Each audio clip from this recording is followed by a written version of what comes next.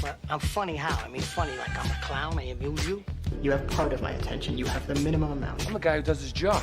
You must be the other guy. You got a lot of problems, don't you? Oh, it's good to be back. Hello, you don't know? It means I'll go fuck yourself. I'm as mad as hell, and I'm not gonna take this anymore! You can't handle the truth! I love that Mike joined the party this week. This is great. We're 40 to 31. We've talked about some movies. I think last episode almost broke Mike just a little bit. He had the yikes the last two, and he was quite upset. But we talked about Footloose last week. And no, we're not talking Kevin Bacon. We're talking Julianne Hough. So hopefully this week gets better. I'm not guaranteeing anything. Bar, you're back again. I tried to get a replacement. I couldn't find anybody to read off your movies to think that they were actually good. So how do you feel like you're going to do today? This is actually the 10 that I think I will be able to skate by with. So, yeah, let's do this. Well, we're pretty much 10 away from the sweet spot. I think the top where your grades are going to come from. So this is your last, like, maybe safety net before we get into, like, the harsh thing. Mike, how much blood are we going to talk about tonight? Surprisingly, no. Well, actually, no. Yeah, we are going to be talking about some blood, but it's the most normal list that I've had, with the exception of maybe one movie. Okay, that one movie. Everybody turn off the TV. Okay. Cam, you broke the internet. I know you don't know it yet, but I can guarantee the live chat when this went up was quite loud. How do you think you're going to do this week in comparison to Footloose? There's one movie. There's one movie I'm kind of worried about. There's one movie this week I'm very worried about. But the good news is, next week I have probably my strongest 4-movie run that I've had this entire series. So next week when things start to matter, I'll be doing pretty good. You're like a kid. I'm going to suck on this test, but I promise the next one I'll do better. We'll find out. Cesario, Jake Marangoni, I don't know who to call you, but you're both about the same. You picked these lists just to aggravate me. How do you feel like you're going to do tonight? But the same. Okay. You had RoboCop and Mike didn't. I'm going to keep bringing that up for the rest of eternity. Bar, you know what to do. Yeah. Take it away. All right. My number 40 is Spider-Man Into the Spider-Verse. My number 39 is Bringing Up Baby. And my number 38 is Road to Perdition. Okay. Spider-Man Into the Spider-Verse. I think the animation in this is amazing. I think the script is really, really good, and it really hits you in the feels. And they're able to really control the story, even with all of these different variations of spider people in it. I think it's a really well-crafted movie. Bringing Up Baby. It is a comedy with Cary Grant and Katharine Hepburn. It is a great screwball comedy. Cary Grant in this movie is friggin' amazing. Especially this one scene where his clothes go missing. It's great. And Road to Perdition. This might be my favorite Tom Hanks movie. I think that the cinematography in this is absolutely astounding. It is literally like watching the comic come to life in front of your eyes. And Paul Newman and Daniel Craig in this movie are just, oh my god! And Jude Law. Jude Law's creepy as hell in this movie, and it's amazing.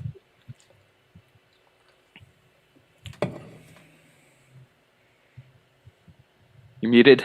Muted.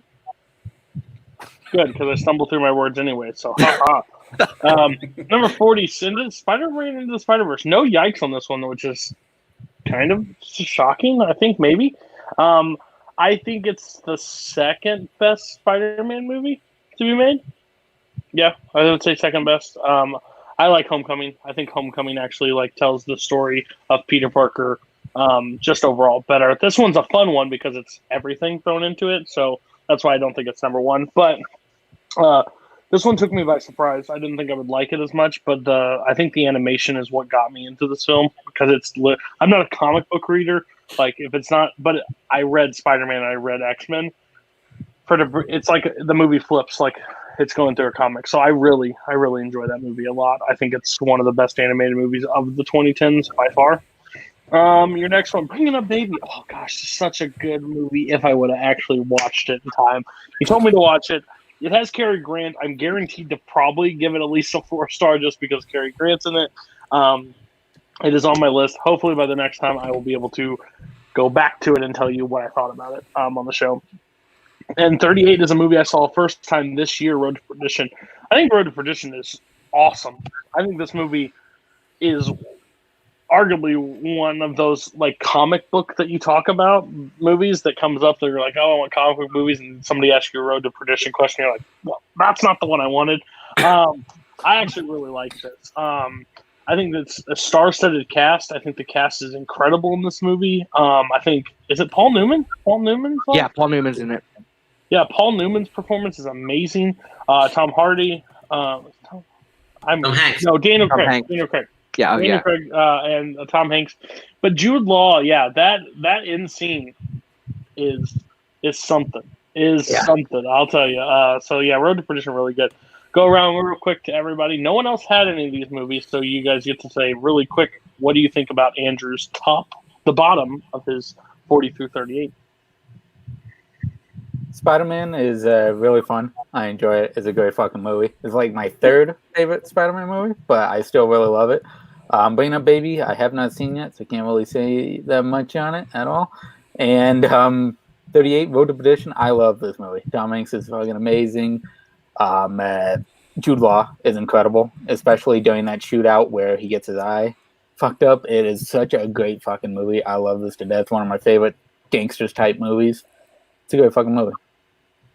Spider-Man Into the Spider-Verse is actually my favorite Spider-Man movie.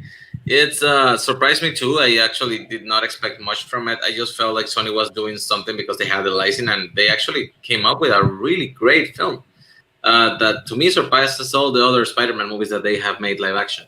I also have not seen Bringing Up Baby because and then Road to Perdition, it's actually one of the few movies that both my dad and I love because he loves some trash. But this one is actually great. And I actually didn't even know this was a comic book when we first saw it. We just figured it was a like period piece drama, and it was so good. And it was like, yeah, it's based on a comic book. Nice. Fandom points.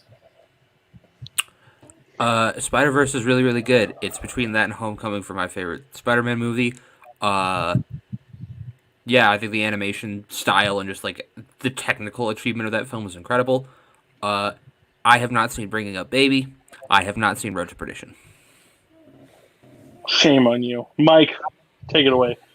Okay, number 40, I have The Monster Squad. Number 39, I have Minority Report, which was a yikes from earlier, I believe by Nazario. Yep. And 38, The Shining, which was a yikes earlier from somebody. I forgot who it was. Could have been from Nazario again. I don't remember. But, okay. Monster Squad. It is what a Dark Goonies would be, but with psychopaths. It's an amazing fucking movie. You got the classic monsters. You got a kid kicking the Wolfman in the nards. Great fucking time. It's just a fun movie, you know? You have these kids, like the kids that I would want to be, which were obsessed with monster movies, and you get to see them interact with them and scare the shit out of them sometimes. But it's like a badass version of the Goonies where they are fucking ass kickers. I love it. It's a great fucking movie. Minority Report. Tom Cruise is fucking incredible in this. Colin Farrell is incredible in this. Having Tom Cruise go to this dark place during this movie with everything involving his son is so amazing. The part with Peter Stormare and the eyes, of course, is fucking great. I love the fact that it deals with the moral aspects of if you can stop a crime from happening, would you? Even if they may not be committing it. What if they decide last minute that they're not going to do it? It's such a great message to the story, especially towards the end. It is one of my favorite Spielberg movies. It is so dark. It is so fucking great. I love it. And then The Shining. It's Jack Nicholson as a fucking psychopath. How could you not love this movie? It's got blood out of an elevator. It's got two little creepy ass goals, twin goals down a hallway that scare the shit out of me to this day. It's fucking great. Everything about this is amazing. This is my favorite Stanley Kubrick movie. This one may be his most straightforward movie, but it is so fantastic from beginning to end. I love the book as well. The book is amazing, but the movie I can watch over and over again. Jack Nicholson is fucking incredible in this.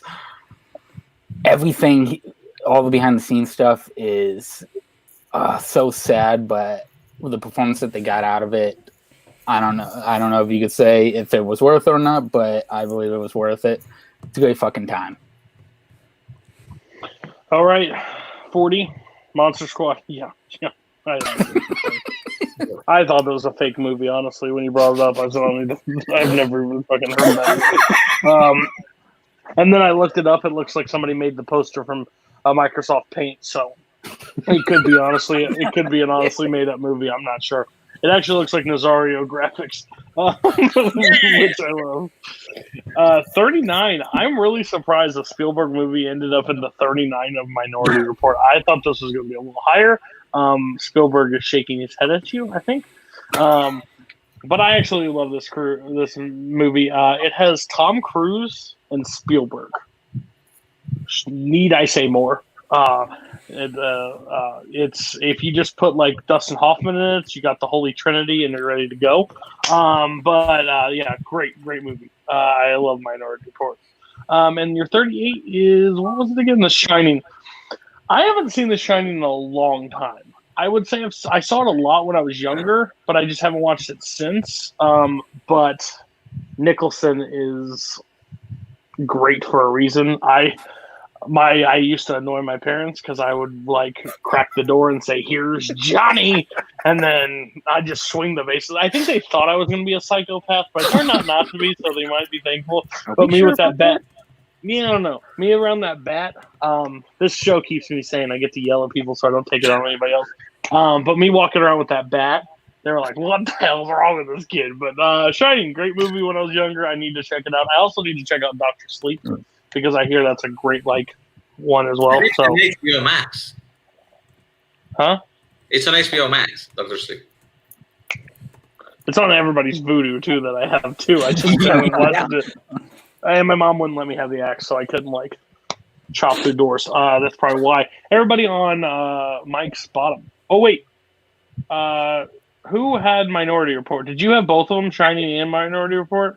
No, just Minority Report, 57. Okay, go ahead.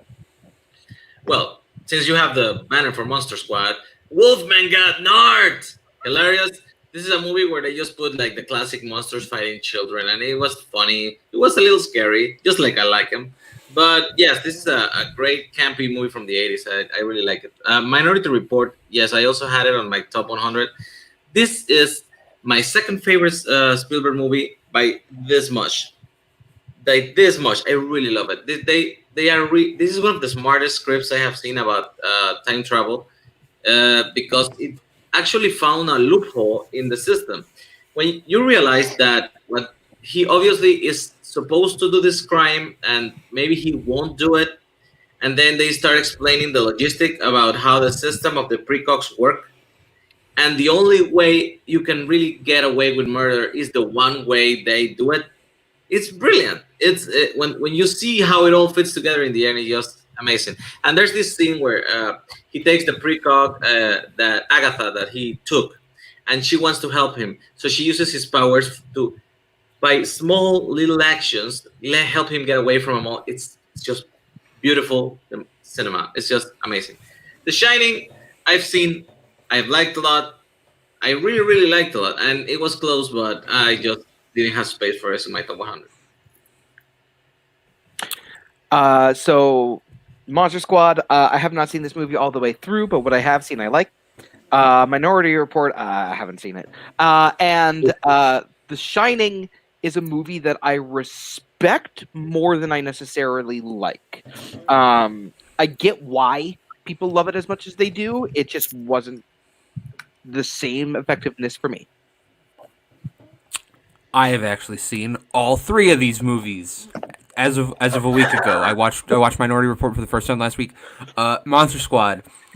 Man, has this movie not aged well. I'm sorry. I watched it for the first time earlier this year, and there's some stuff that happens in that movie and some stuff that's said that ain't for me. It's very cheesy, very campy, and when it's fun, but when it's problematic, hoo boy.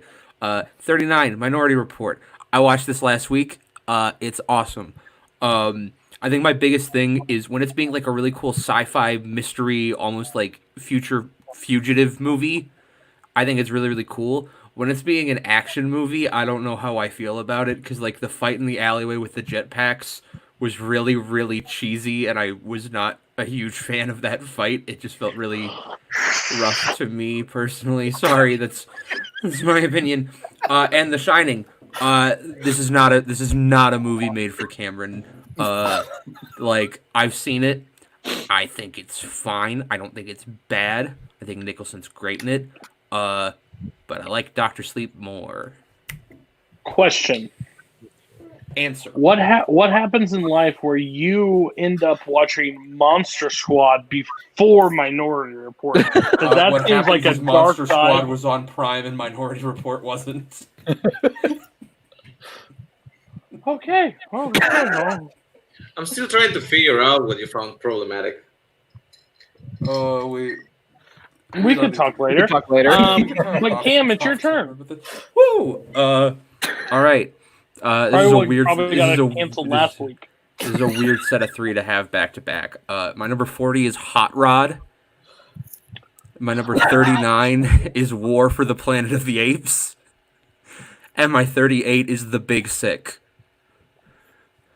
I know, it's a weird set of 3 to have. It got better, I'll tell you that. Yeah. Hot Rod. Look, I said it last week. I'll say it again now. I love really dumb but really smart comedy where it is so purposefully. No, what I mean is like it's so purposefully written to be absolutely asinine that it ends up like working on a whole other level to me. I think this movie is hilarious. I think it's full of great quotes and great stunts. The Babe Wait scene where it's just Will Arnett in a convertible car yelling after his girlfriend who just broke up with him. And he doesn't get out of the car. He just stands there for a full minute repeatedly yelling the words Babe Wait over and over and over again. I mean, it's always fun watching Andy Samberg get hurt in creative ways. There's a full 2-minute long take of him just falling down a mountain for 2 minutes. Like, this movie is insane. It's so good. I love it. If you haven't watched it, it's a really, really fun time. 39, War for the Planet of the Apes. This movie is fantastic. This is one that I really liked before, and then they added it to Fandom this past season, and I rewatched it, and I was like, oh, no, this movie is brilliant, and I love it.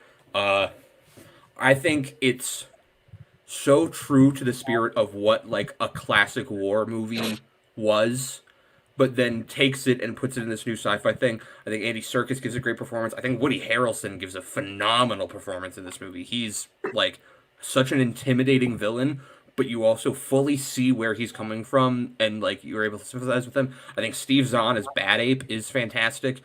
This movie, like, it has great like hell yeah action moments, but also a lot of dark, slower moments that I think are great. And 38, The Big Sick.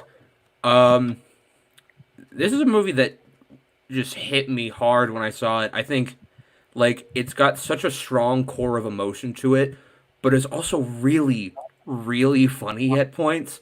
Like Kumail Nanjiani is absolutely brilliant in this movie. I think he should have been nominated for an Oscar for this movie. Yes, I understand that like he's playing himself, and some people think that might be cheap. So what? He was phenomenal. I think the screenplay is just absolutely fantastically written. Holly Hunter and Ray Romano are both fantastic in it. Zoe Kazan is super charming. Yeah, this movie is heartbreaking and hilarious all at once.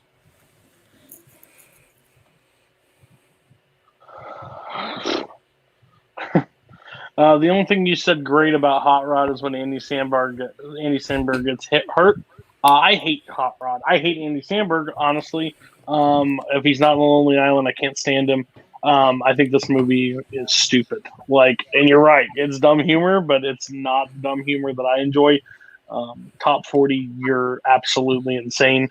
War for the Planet of the Apes, quality movie. I absolutely love this movie.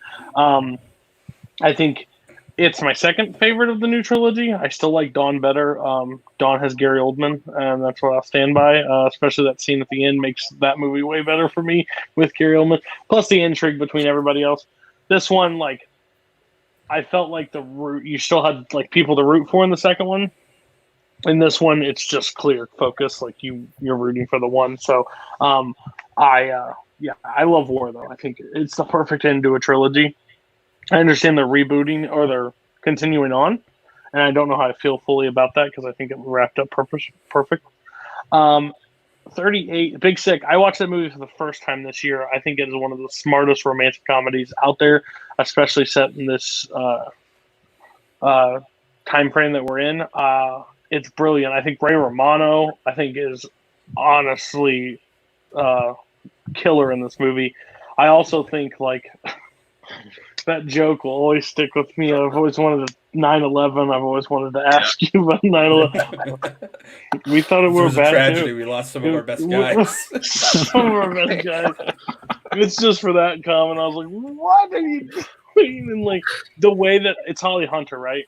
Yes. Yeah. Holly Hunter, how she grows to root for him, and then it honestly tells the story when everything goes down, and he's you didn't you got to fall in love with everybody else, but when we left off, it was still not good. So, we're not there. I understand. It doesn't matter that you did all this. I was in a coma. I was coma. You didn't help. So it honestly tells a harsh punch to your stomach, and then I think it's so funny and so sweet.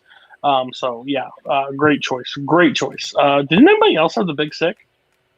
Shame on all of you, right now. No one has War. What the hell? Don't worry, Cody. It gets worse. Hot Rod wasn't one of the movies I was worried about. There are smart people on these lists that put them at the bottom, so they're real quick, don't talk about it. But New Year 37.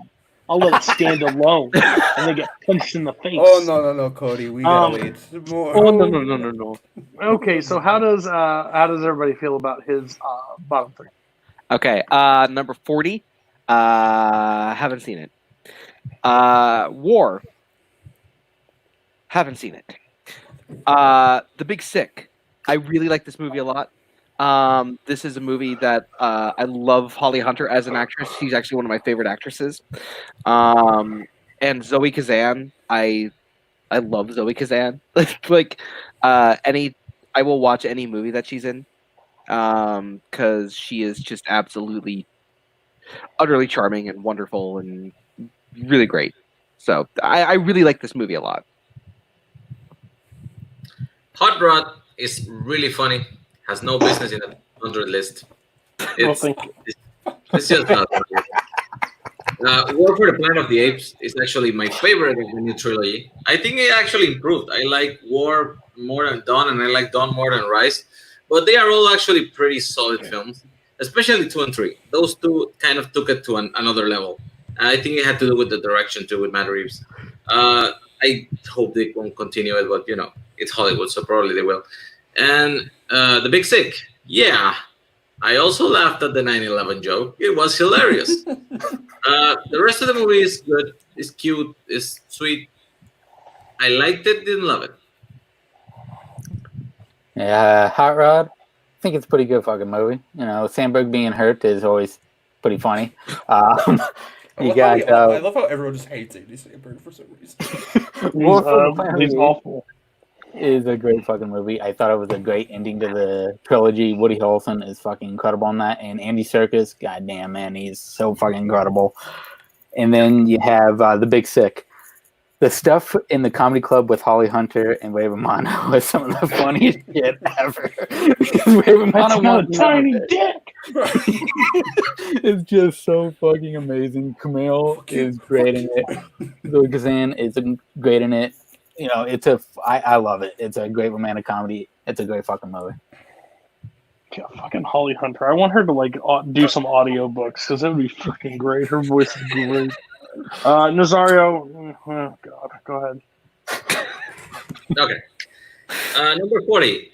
6 inches forward, 5 inches back. I got an angry inch. Hedwig and the angry inch. My 39 is Clint Eastwood's $1 Million Baby. And my 38 is Michel Gondry's Eternal Sunshine of the Spotless Mind. Yikes in this episode. Ooh. So, Hedwig and the Angry Inch.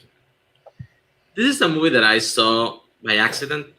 I meant to buy something else, and then when I got my package, this was included in it. So I was like, okay, I bought it. I'll check it out. And it just floored me. I had no idea this was based on a musical, that it was off Broadway. I just took it for what it was, and John Cameron Mitchell is it tells the story in a way that it feels personal, even if it's kind of insane. It's the story of a lonely boy from the wrong side of the wall in East Germany who needs to figure out who he is in the world.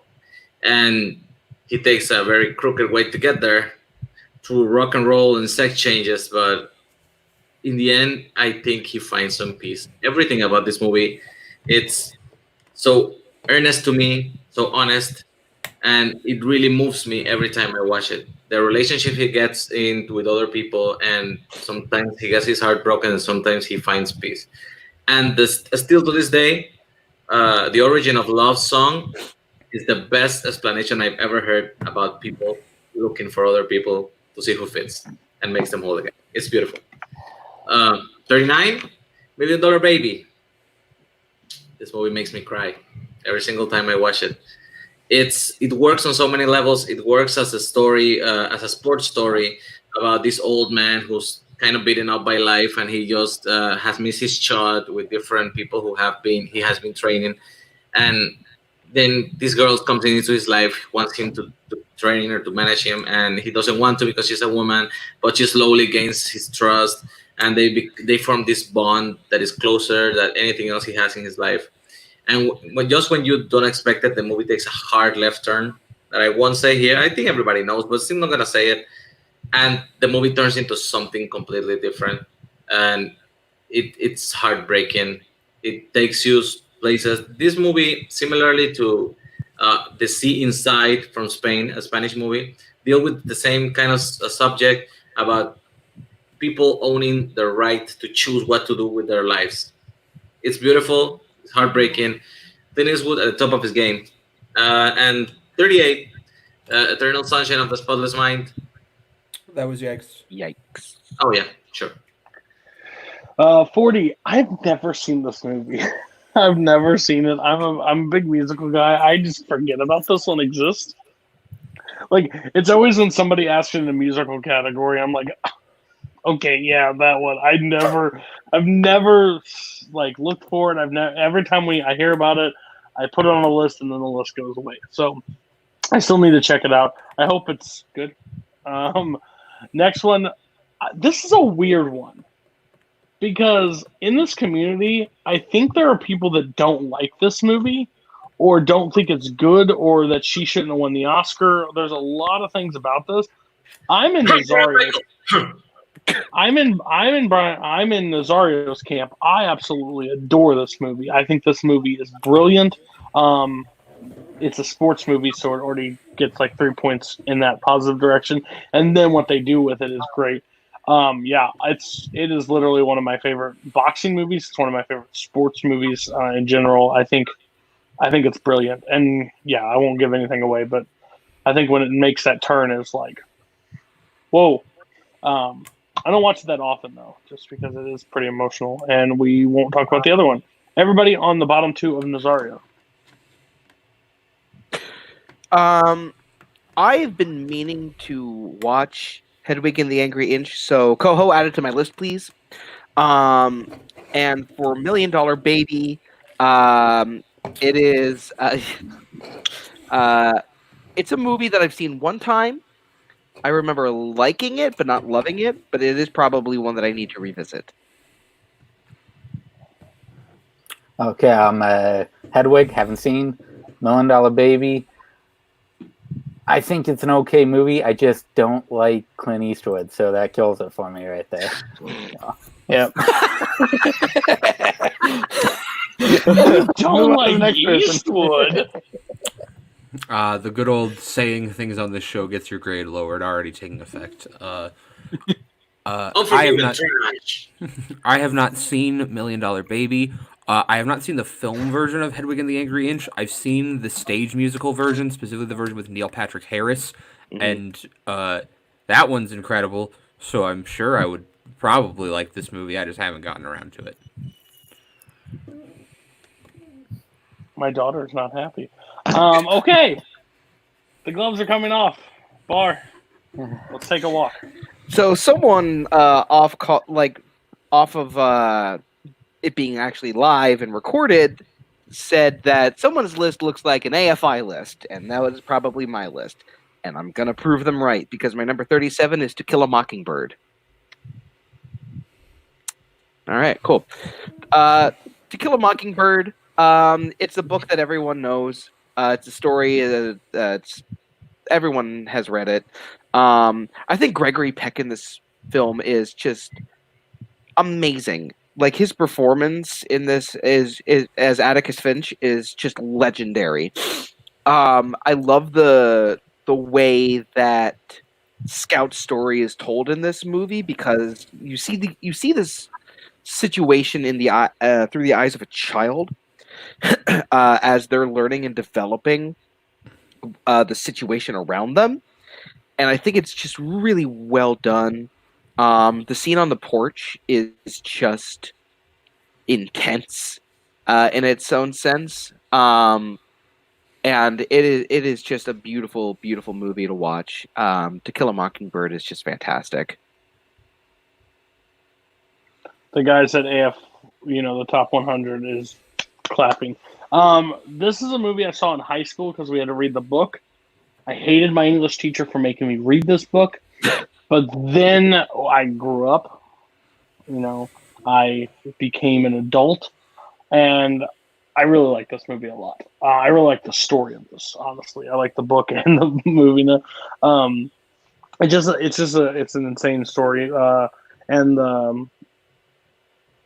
the acting in it, the script. I think it's honestly still to think that it was. I think it was banned. I think the book was banned for a while, which shows how stupid our country is at times. Yeah. But I think this movie is brilliant, honestly. If you haven't seen it, and you have my Vudu, it's on my Vudu. But other than that, what does everybody else think about To Kill a Mockingbird? They don't kill a mockingbird, by the way. I think that's what really pissed me off in school. They don't kill a mockingbird. So to kill a mockingbird, why they don't kill any birds? So it's weird. What do you guys think about it? I also had to read this book and watch this film in high school in the 10th grade. In the 10th grade, I fell asleep watching this movie in class. That is not a reflection of the quality of the film.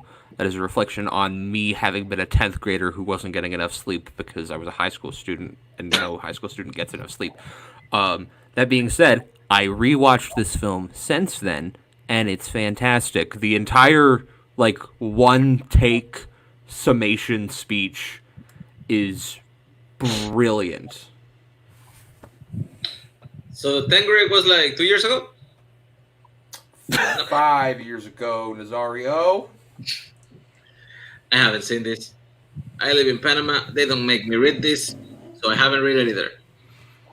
I've seen it once, but I do not remember it, so I need to rewatch it. Fair. All right, take us through the next one. Or you just want us to pull up the website?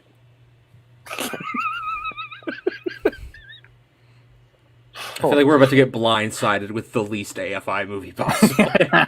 Not at all. This is actually a Yikes from, I believe, episode number 1 of our trip. It is My Fair Lady. Hey, finally! Yeah. 46. Yes. Okay. He's not having it. I love this movie. I think this is one of my favorite musicals. I think that this is one of the smartest musicals until the end, which I don't necessarily love, but I think Audrey Hepburn's performance in this movie is fantastic. Even if it's not her singing, she's still doing a really good job performing it. Rex Harrison, I really like a lot. I love the story of this flower girl who basically just, like, she just wants to live happily, and she meets this linguist who basically bets his friend that he can turn her into, like, a princess in the eyes of, like, the people. And the chemistry between all of them is great. Her father is fantastic. With a little bit of luck and Get Me to the Church on Time are fantastic songs. It's got Wouldn't It Be Loverly, The Rain in Spain, I Could Have Danced All Night. And I think the smartest song is I've Grown Accustomed to Her Face, because throughout the entire movie, Rex Harrison's character of Henry Higgins is speak singing. And it's not until he discovers and releases his actual emotions that he starts to sing melodically. I think that's just a brilliant move. I think this movie is really, really smart, really well shot. And I love this movie. I had this was my number 100. This was the very first movie I brought up on this list. And I think it's great. I think that this movie is it's exactly what it needs to be. It's almost 3 hours long and it doesn't feel it. My personal favorite moment in this film is I love the Ascot Gavotte.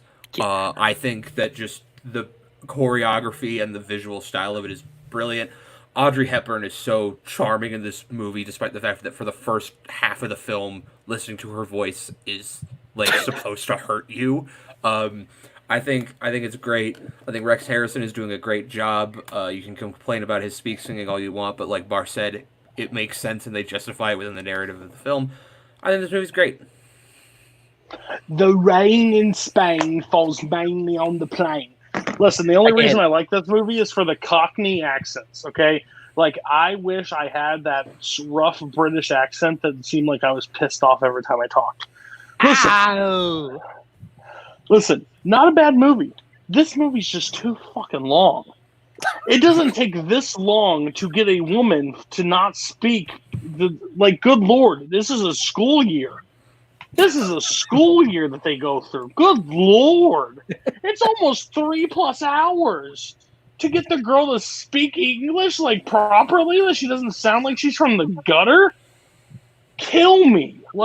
There's some great songs, but 180, 70, you put in 36 to pop this movie in every day.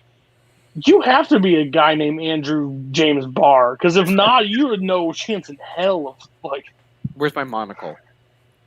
Oh my gosh. I wish Rex Harrison was around so he could kick the shit out of you, because he would even say this is too high. Nazario and Mike, My Fair Lady, how close was this to making your list? I think that the closer we get to number one, the more I will turn into the guy that keeps saying this for their list. I haven't seen it. It's a musical. I haven't seen it either. If they start squirting blood, call me. Till then, no thanks. All right, let's take a try. You definitely, man, you're 2 for 2 on AFI, so let's see if you get another one. Nope, not going to happen this time, except if it's the AFI Top 100 Horror Movies, because it's John Carpenter's Halloween. Yikes. Nice. I had a feeling. I'm totally shocked. I am. I don't even know where to go anymore. Go ahead. Go to your next one. My number 34 is one of my favorite movies from the 90s. It is also one of my favorite crime movies. It is L.A. Confidential. All right. L.A. Confidential. It is just this great ensemble movie. Guy Pearce is just killing this in this movie. This is the best performance Guy Pearce has ever made. And the dynamic between him and Russell Crowe and Christopher Plummer Kevin Spacey. It's really great. The back and forth between Kevin Spacey and Danny DeVito is fantastic. The mystery element of this is just amazing. The direction behind it is really great. There's this one great monologue that Guy Pearce has at the end that just is utterly fantastic. And it's just really, really well told, really well paced, really interesting. This whole idea of Kim Basinger being a prostitute, but she's made to look like a famous movie star from like the classic era of Hollywood, and this whole ring of them all being different Hollywood starlets, I think is a really interesting idea. Yeah, this movie should have beaten Titanic at the Oscars. It's fantastic. No, it shouldn't have. Yes. But no, it shouldn't have. Say what you want. Titanic is almost a masterpiece. Confidential. There's a reason I don't like this movie. I'm just gonna put it out there. Release the top 100. It is guilty by circumstances alone. I'll be honest with you. I watched it. And because I was on call with a certain someone for like 45 minutes as they drilled it in my head that I have to see this. You don't understand what you're missing. It is brilliant. It's brilliant. It's brilliant. It's about as good as his name. So other than that, like, I think it's a fine movie. It's just nothing that I go back to. And he probably ruined it for me. So that's fair. Everybody else on LA Confidential. I haven't seen it. I'm shocked. I actually have seen this movie, and I actually think it's actually really good. But it's one of those movies that I saw it in 1997. I got it. I did consider at the time that it was one of the best movies of the year, but for some reason never rewatched it. Never felt the need to go back to it. Christopher Plummer is awesome in that movie, but I don't know. It's one of those things that you expect from AFI. So sure. I'm the same as Nazario. I saw it in 97. I enjoyed it. I just haven't seen it since. Man, y'all saw that movie before I was born. Just also about I got in an argument with a coworker about Titanic, and they said, "Why is James Cameron doing a sequel to Avatar instead of Titanic?" And I sat there for literally 4 minutes to hoping that they would realize why they're not making the sequel to Titanic. Never caught on. He doesn't work for us anymore. Okay, so what's your? We're done with Bar. Thank God, Mike. By the way, can we also say he put Halloween? I know it's a yikes. We're not going to talk about it, but he picked like the most classic, like, of horror movies to put on his list at that point. He's like, well, I'm going to put just the first Halloween. Yeah, well, of course, Bar's always Bar. Mike, I could tell us a bunch of movies that we should watch, but we probably won't. Go ahead. Okay, 37. I have Fellowship of the Ring. Hell yes. Yeah, no, I'm surprised nobody has it. So I know that. No one. Okay, so fucking yikes. Real quick, can I just do this? Do you guys have Two Towers of Return of the King? Okay, fuck it. I have them all back to back. I'm talking about all three of them right now. Fuck it. They're all back to back. They're my 37, 36, and 35. I'm just gonna fucking talk about it. Wait a minute. The moment no they one has any of I them. knew it would happen. I can explain. Mike won this episode by a mile. Yeah, he could put Pee-wee's Big Adventure at 31. Doesn't matter.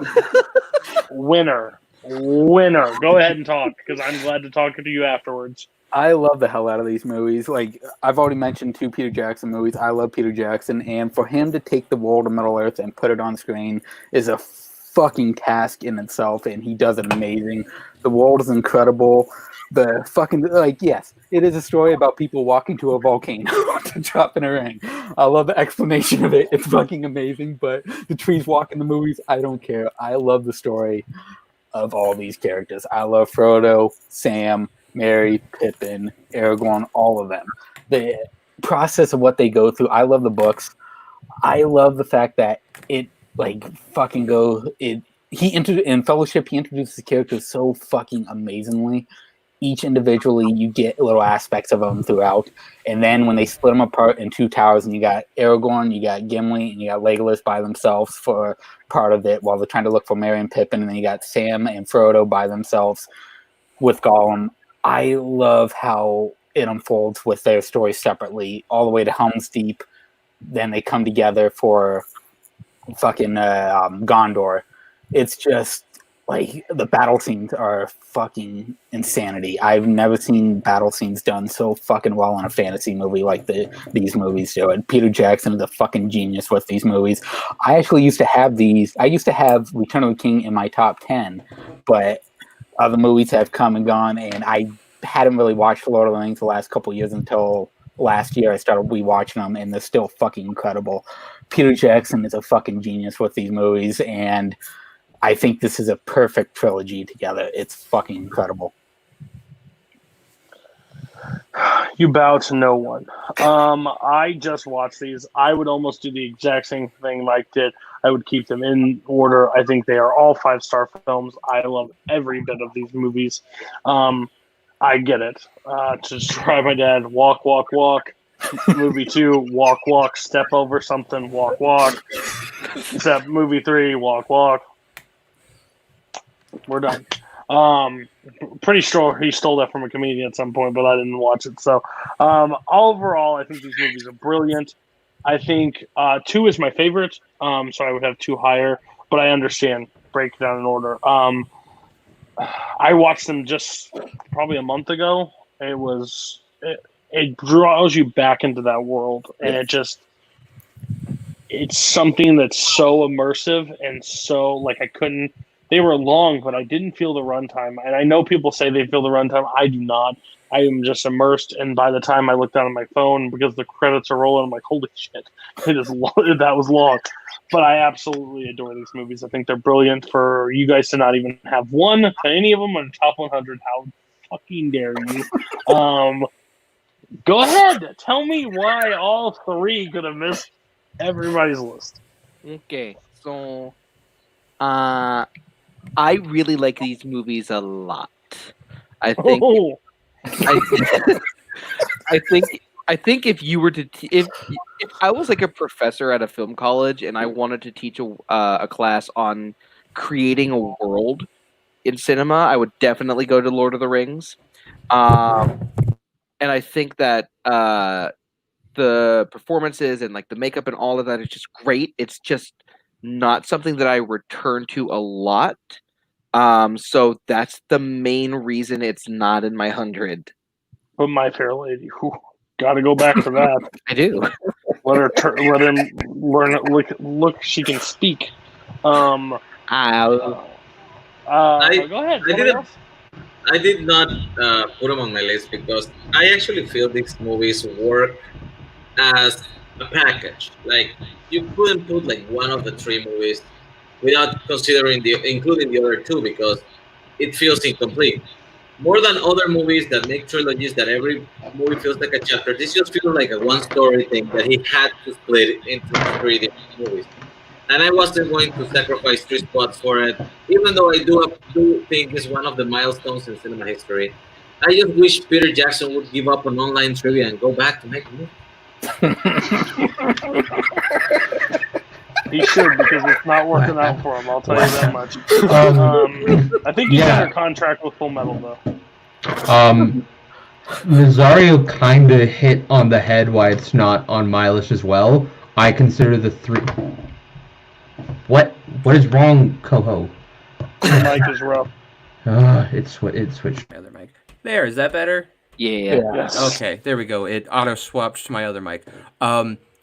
Nazario basically hit it on the head for me. I think the 3 of these work. Like, I consider the Lord of the Rings trilogy to be just one big movie, and I knew you probably wouldn't let me get away with including it as just one movie, and I didn't want to give 3 spots to this franchise.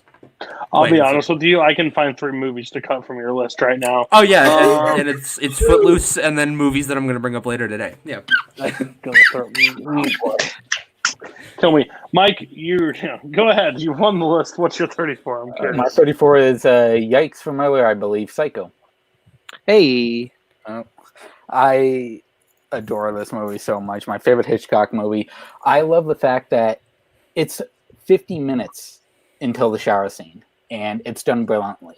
The build up to that is so fucking incredible with Janet Leigh, and when you have Janet Leigh and Anthony Perkins with a back and forth while they're sitting in his office talking about taxidermy and talking about just life in general, you start getting the feel of Anthony Perkins. He plays this so fucking brilliantly, where, yeah, majority of people knew the twist before they saw the movie.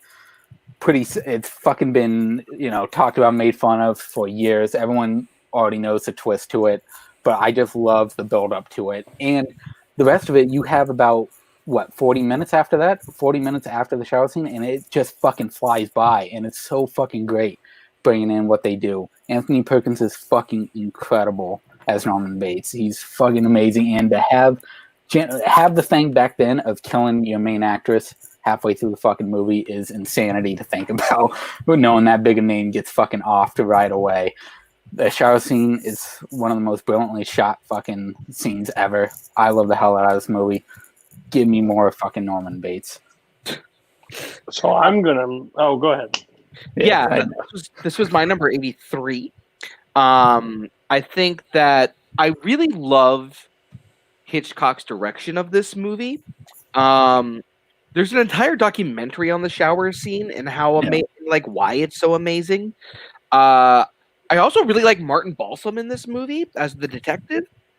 He's really great in everything that he's in, and this is one of those movies that he really does get to stand out. And I love the scene with him on the stairwell with that dolly zoom shot. It's so amazing. Yeah. And I think that why am I blanking on her name? It's Janet Leigh. I kept wanting to say Vivian. Janet Leigh in this movie is great. Like when you see her face when she's in the car and she sees her boss, fantastic acting. It's not my favorite Hitchcock. We'll get to that later. But yeah, this one's great. So, not a Hitchcock fan. I don't like Hitchcock. I don't think he's bad. It's just not my go-to director. I knew everything going into this movie because people are terrible with spoilers this long into a movie, so that's fair. But again, not a bad movie. I think it's fine. The sad thing is, like, people would kill me for this comment, but hopefully it ages better. I don't know what movie it is. I think it's I think it's called Hitchcock with Anthony Hopkins. Yeah. Is that right? I love that learning about Hitchcock more than I love pretty much any movie he does. I love North by Northwest, but overall, like, I will watch the Anthony Hopkins Hitchcock before I pop in another Hitchcock, which is probably sacrilegious to say, and I'm okay with admitting it because Hopkins is great in that movie. I will say he's great. Hell, he'd rather watch Hitch. Yeah, I would. Oh, absolutely. Give me Will Smith and absolutely. So, anybody else on Psycho? Go ahead. Yeah. I don't love this movie. It's interesting because, like, I'm not a horror guy because I don't like to be scared, but also when I go around watching a horror movie and then it doesn't scare me, I'm disappointed. And Psycho is kind of that exact experience where I'm like, oh yeah, a horror movie. This isn't scary. It's more of a mystery than a horror to me. It's not a movie for me. I mean, you gotta think it was made in the 60s, so it has to be 60s scary. Of course, it's not gonna have the same sensibility. It's like when I watched this movie for the first time with my wife, she called it out like what was gonna happen like 20 minutes in. It's just not of our time. I really respect it. I really think it's one of his top 5 movies, but I do like other movies from him better. He may show up later, he may not. The funny thing I've always thought about this is that this is one of the Hitchcock posters where basically they put the picture of the guy saying, like, don't spoil the movie, keep it secrets and whatever, and everybody fucking spoils Psycho. So this movie is the reason that there are separate theaters now for movie screens because Hitchcock didn't want people to walk in at a random time and just catch the twist and get confused. Okay. Cam. All right. My number 37 is a yikes from earlier, and that is Little Shop of Horrors. Stops here. Stops here. All right. Should have. That's fine.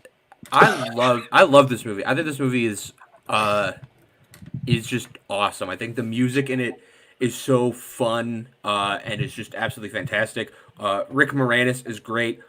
Levi Stubbs as the voice of Audrey 2 is the best thing about this movie. He does such a good job of bringing this character to life, just with the voice. The added original song of Mean Green Mother from Outer Space is fantastic. And it was nominated for the Oscar, and I can't remember what it lost to, but as far as I'm concerned, it should have won because it's a great song. I think, what is her name? Audrey? Ellen Green as Audrey is... I know she's not for everyone. I know that Kaleb Koho backstage is gonna talk about how he doesn't like her performance. I think she's great. Steve Martin as Oren Scrivello, the dentist, is absolutely hilarious. I need a long, slow root canal. Yeah, I'm thinking a long, slow root canal. Like this movie's full of just great moments of comedy and also like fantastic moments of drama, and then like it's a really cool like I know the word horror is in the title. It's not really a horror movie. It's like a really cool sci-fi movie that just happens to be filled with murder. It lost to Take My Breath Away from Top Gun. Screw that. Give it to Mean Green Mother from Outer Space in a heartbeat. No, I think this movie's fantastic. I think it's just fun. Yeah. I had this movie in my top 100 too. I think I had it 90, if I'm not mistaken. Rick Moranis, it's a treasure. He is incredible as Seymour in this movie. How he pines for Audrey, and even to name the plan Audrey 2. And yeah, the voice work on the plan is hilarious. Treat me, Seymour. I mean, it's just other level shit. And also, it has a fun cameo of Bill Murray as a sadist who likes to get pain from Steve Martin. And that scene where Steve Martin wants to give pain, and then realizes the other guy loves it, and he just gets frustrated with it. It's brilliant. If you're gonna watch this movie, I do recommend to seek out the director's cut from Frank Oz. The studio changed the ending for theaters because they thought it was too grim. But it's hilarious. I mean, it works way better than watch the good ending, not the theatrical ending. Yeah. Mike, did you have this? No. Okay. It's a musical. I forgot. It's my number 99. The reason it's as low as it is because of the ending. The theatrical ending is nowhere near as good as the directorial ending. I'm not the biggest fan of Ellen Green. Was it? That is her name. Yeah, I'm not the biggest fan of Ellen Green. However, I think that the music is great. Rick Moranis is a Canadian treasure. I really like Frank Oz's direction in this movie. The supper time sequence is actually like part 1 and part 2 are actually really tense. And I'd actually really love to see Frank Oz direct a horror film. I think Frank Oz would do a really good job with that after seeing those two particular scenes in this movie. But this movie's just a whole bunch of fun, and I hum the songs every once in a while without even thinking about it. Oh, this is fine. This is a fine musical. I don't think it's amazing. I'm 100% with Koho. I think Ellen Green is not great in this movie. I don't understand the love. I think she's fine at best. It's just not one of the musicals I go back to. Like, there are certain groups in this community that really, really like it because I think it gets a lot of more credit because it's a different musical than traditional musicals because it has a lot of like Murder elements to it, like that makes people like Dismemberment. like, huh? Murder, dismemberment. Yeah, murder. Yeah. So, yeah, not. I don't like honestly like the soundtrack that much. I don't think it's even like a. Yeah, even I wouldn't consider any of them top musical songs, honestly. That's just my opinion. Yeah, sorry. Yeah, I think it's okay at best. 37, yikes, 99, sure. That's where I would put it. I believe Mike has not talked about it yet either. I did. Oh, sorry. I thought you were asking me to go to 36. Sorry, I got confused. Oh, Jake Marangoni showed up on this show too. Cody, I almost died today. Give me a break. Hey, Cody, how did the show work? Yeah. Hey, Mike, what would you think about Little Shop of Horrors? I've seen the first 15 minutes. I enjoyed it. I just haven't actually watched the rest of it, so I need to actually fucking watch the rest of it. Love it. Okay. Now, can you go to 36 for me? Hey, at least I know to stop at 38 at the beginning 3 and know that it's only 3. My 36 doesn't matter because Bar's going to yikes it. My 36 is West Side Story. Yikes. Yeah. Later episode. Fair. Yeah, oh yeah, but Bar, I know. My number 35, I have no idea what way this is going to go. My 35 is the original The Karate Kid. I had that earlier, I think. Yes. Does someone have that already? Yeah, 87. Cool. I'm going to say it again. I think I've said it before in this series. This is a sports movie, and I like it, which speaks volumes about how good I think it is. I think it's a great teen coming-of-age story while also being a really good sports movie about a sport that not a lot of people really think of when they think of sports.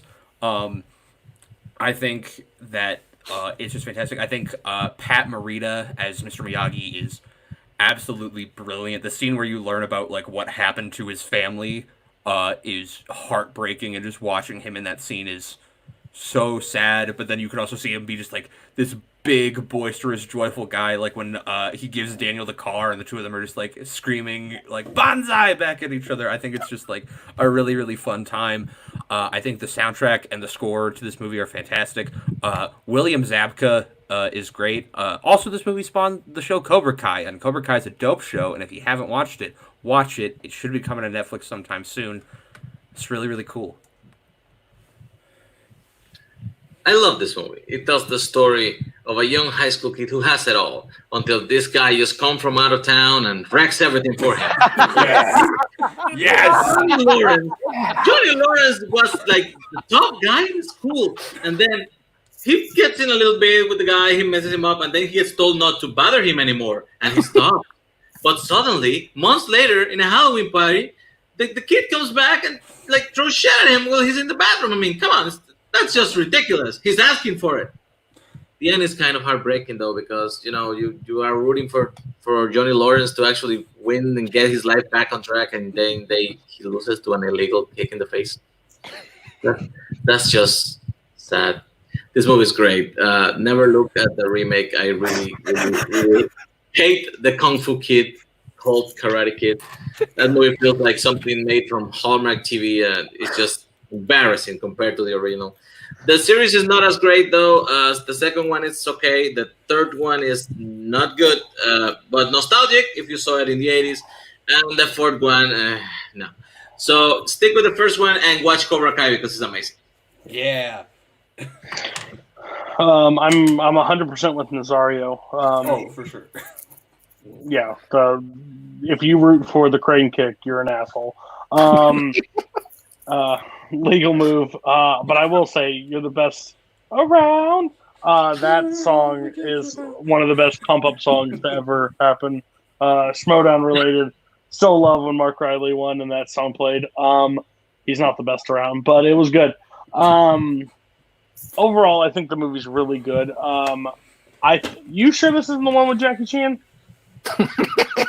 Nah, I would have shouted out my boy Jaden Smith and Taraji P. Henson if it was. Okay, I was just curious because Footloose was on your list, and then we were earlier, so I didn't know where Cody, we were it's going. about to get worse. Okay, but this one is great. I still find this movie entertaining. Cobra Kai kind of made me think, and once I look back, he's an asshole. So, everybody else on this one. I'm 100% with Cody Nazario. It's a fucking Johnny movie, man. Cobra Kai all the fucking way. All he was doing was smoking a J in the bathroom, and he gets fucked with. And then an old motherfucker has to come and kick the shit out of them for no goddamn reason. All they wanted to do was smoke the J. I love this movie. It's fucking incredible. Crane kick, fuck that kick. Sweep the leg all the way. Put him in a body bag, yeah! Yeah! Yeah, the leg sweep would have been at least legal. It's been a while since I've seen this movie. It holds a special place in my heart, but it's been a while since I've seen it. So I think I just need to rewatch it. Stop watching My Fair Lady and watch Karate Kid. All right, 34. This is where I die. This is where I die. Look, I'm a teenager. I was a teenager at the time that I submitted this list. I am irresponsible. I like movies about teenagers being teenagers. Hey, Cody, what's 34 divided by 2? I'm not answering that question.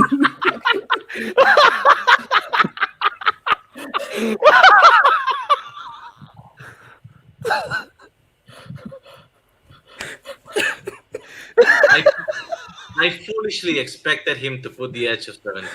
Nope.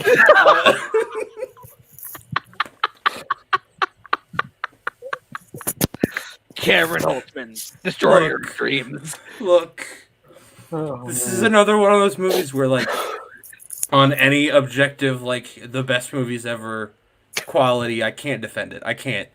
This is a movie that just I love, and I won't apologize for it.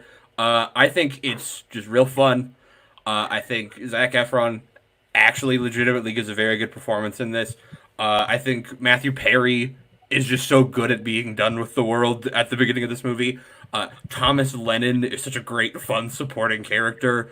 I think, like, there's just so many good, fun jokes and also heartwarming moments. Like, the scene where he's in court and he's actually, like, talking about how he won't let his kids get taken away from him despite the fact that he's now the 17-year-old kid and can't let anyone know who it is, I think is actually, like, really well acted. I think the story's cool. Bill Murray's brother is in it, which I think is really interesting. Yeah, no, I knew I was going to get the reactions I did from this. I knew that I was going to get in trouble and that this wasn't going to go over well. But I love this movie, and I will not apologize. 17 again. Rip me to pieces, Cody.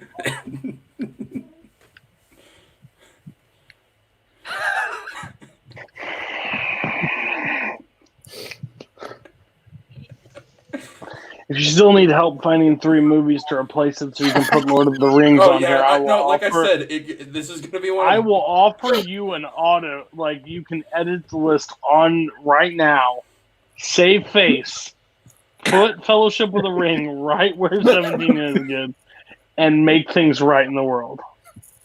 Because you've got to be fucking kidding me if you think Matthew Perry and Zac Efron deserve 34 on this list. I'm not changing anything. Like, this, In case I don't see ya.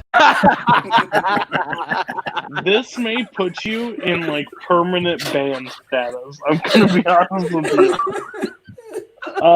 You may be up there with Sandy Robinson and Cody, I promise next week we'll make up for this. I promise. Hey, let's check the Hall of Fame.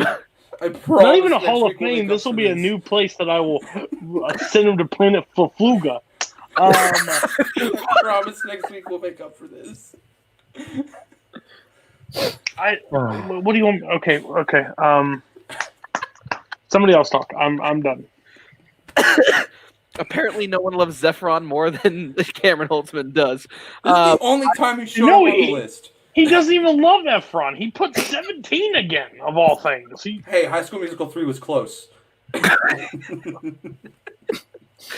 We're all in this. Not a joke. No, believe me, I knew that wasn't a joke. What is happening? I haven't seen it.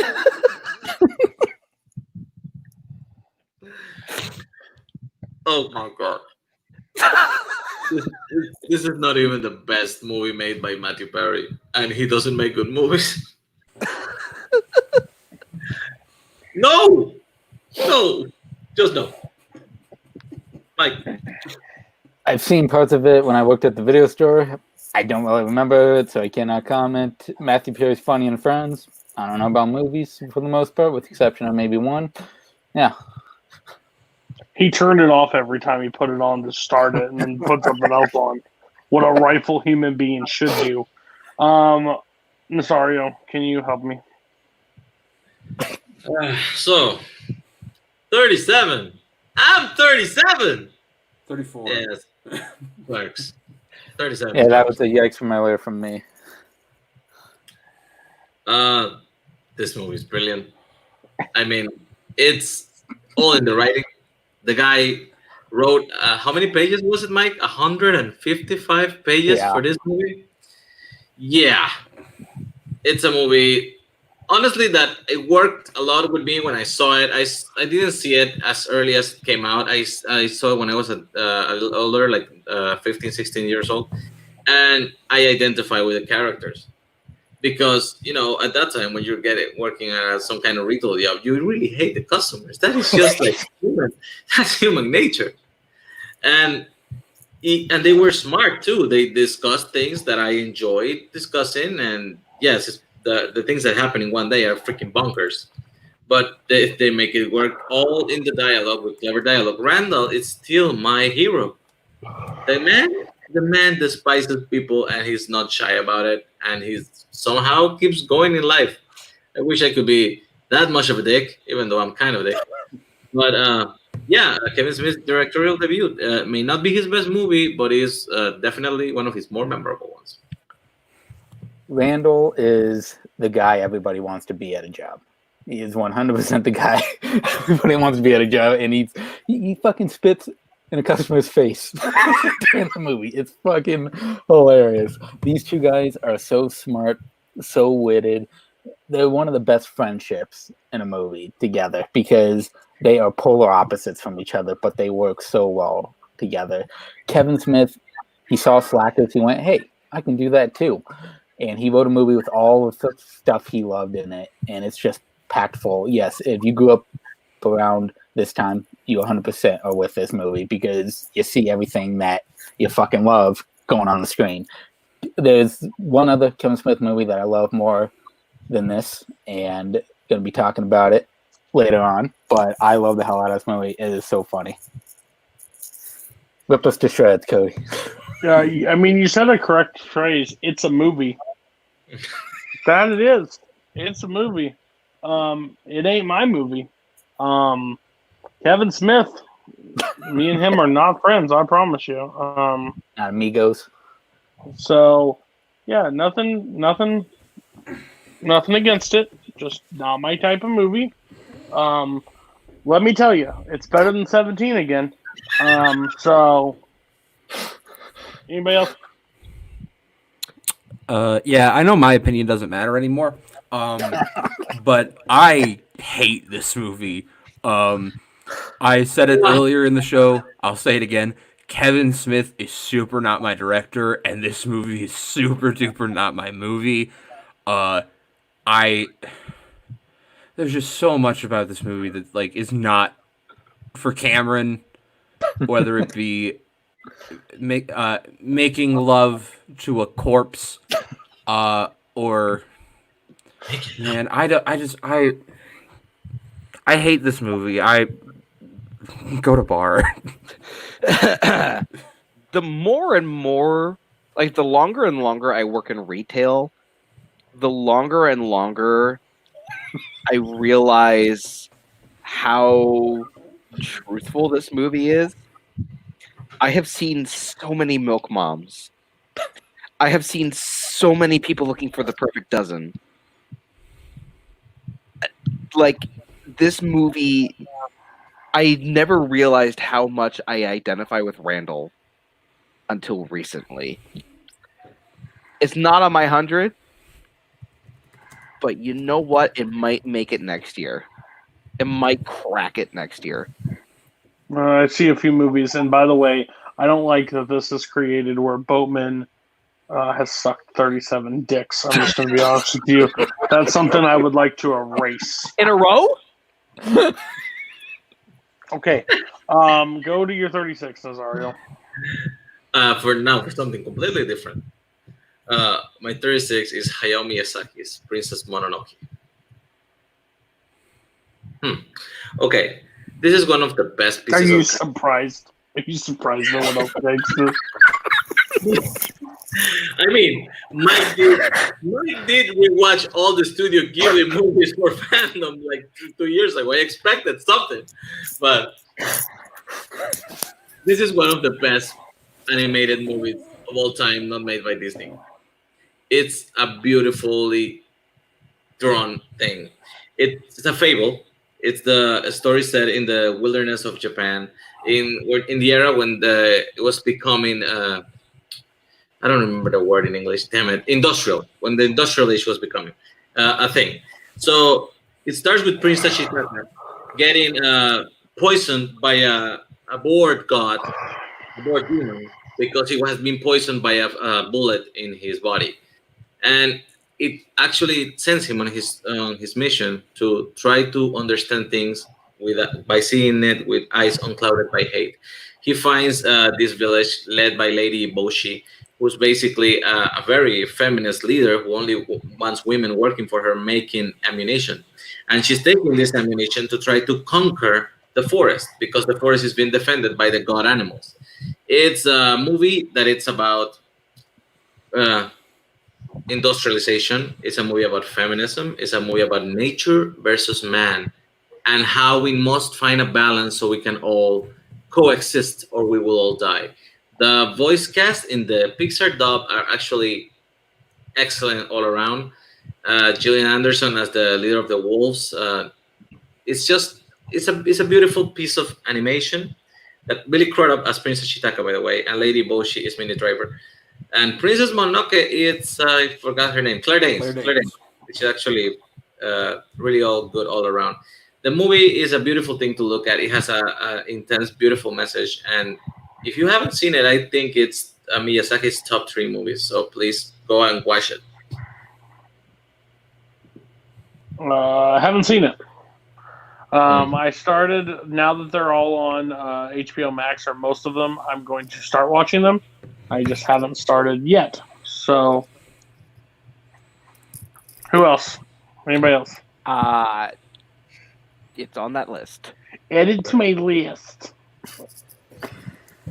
You know what? Since it's December right now, I guess we can, rule the joke to end it. I've never seen a Ghibli movie. We've been doing the joke for long. I've never seen any of them. We've been doing this joke for 2 years. Never seen any of them. Might watch it. Might not. Did you log them on Letterboxd? I might have logged 1 or 2 of them. I don't know if I did or not, but I think I might have.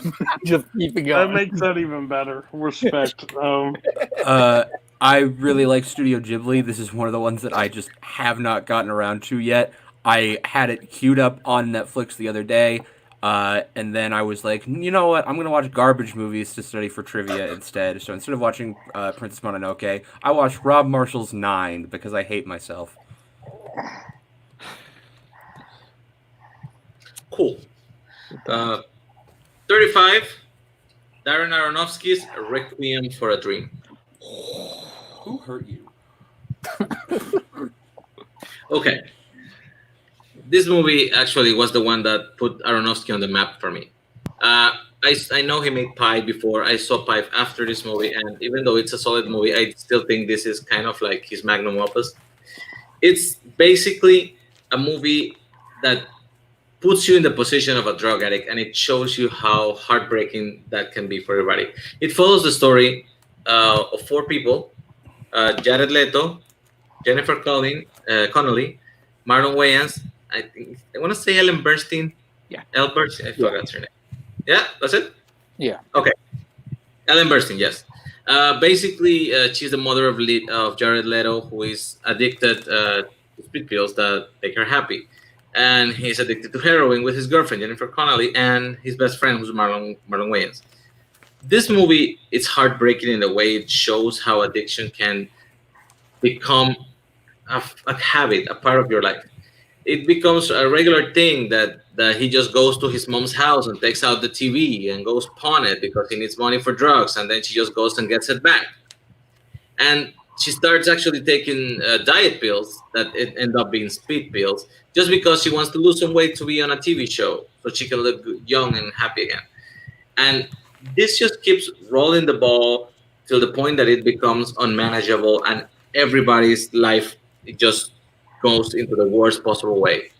People end up in the mental hospital, people lose limbs, people end up in jail, people end up selling themselves for money for drugs.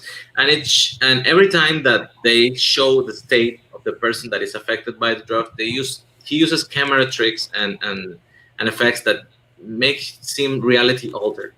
The soundtrack is amazing, the performances by everybody in it is great. And I think it's a very, very strong message. And honestly, it's the second movie with Jennifer Connelly standing on a pier next to the ocean that I put on this list, and they're both excellent. You already brought up City of God, right? Yes. So in a debate, famously, I had to debate that why Requiem for a Dream is the best movie about drugs versus City of God, and I can't even think of what Henry picked. I don't even remember. Requiem for a Dream is a thrill ride of a movie. Will I ever watch this movie again? Probably not. I don't think there's a need because it is literally burned into my brain. I could tell you exactly what happens. I could probably answer any trivia question about this movie from my first experience with it because it's that impactful. Would it be one of my favorite films? Probably not, but I respect it because of the way it made me feel during it. It just makes me sad. I've had family members that suffer from substance abuse, so this one hits really close to home. And basically, they become a form of themselves. And where the mom basically goes down the same rabbit, like the same hole that her kid went down, where she was like.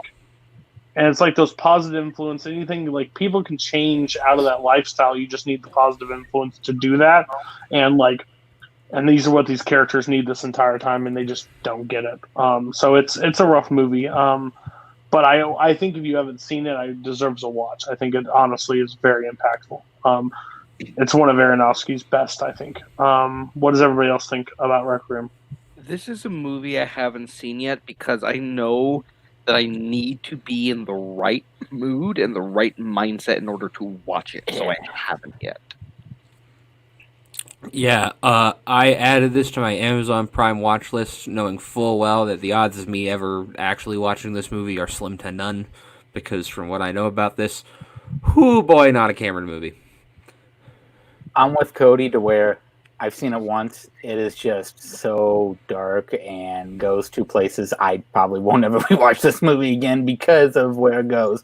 This is a good fucking movie, but damn, it is a movie I don't think I can ever go back to.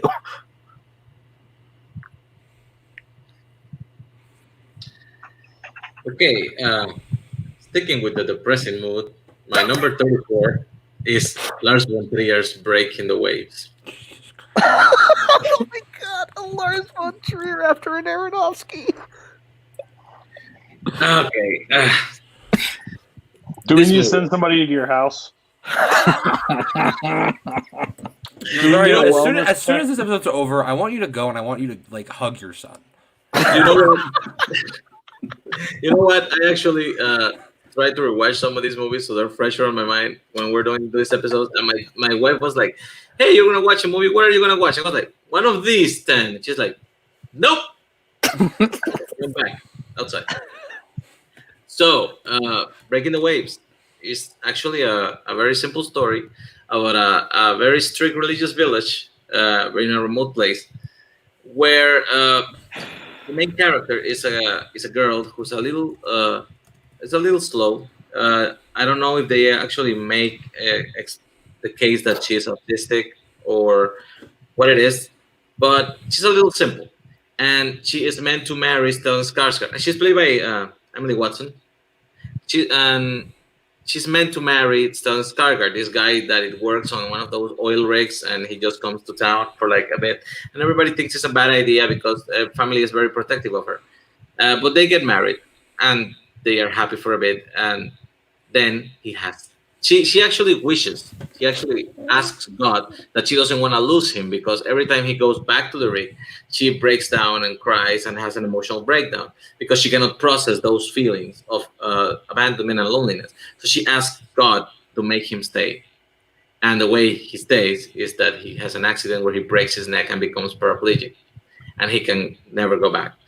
So she feels guilty about this, and she starts talking back to God, saying that if she needs to pay the price because of what she asked, so she can walk again, she will pay it.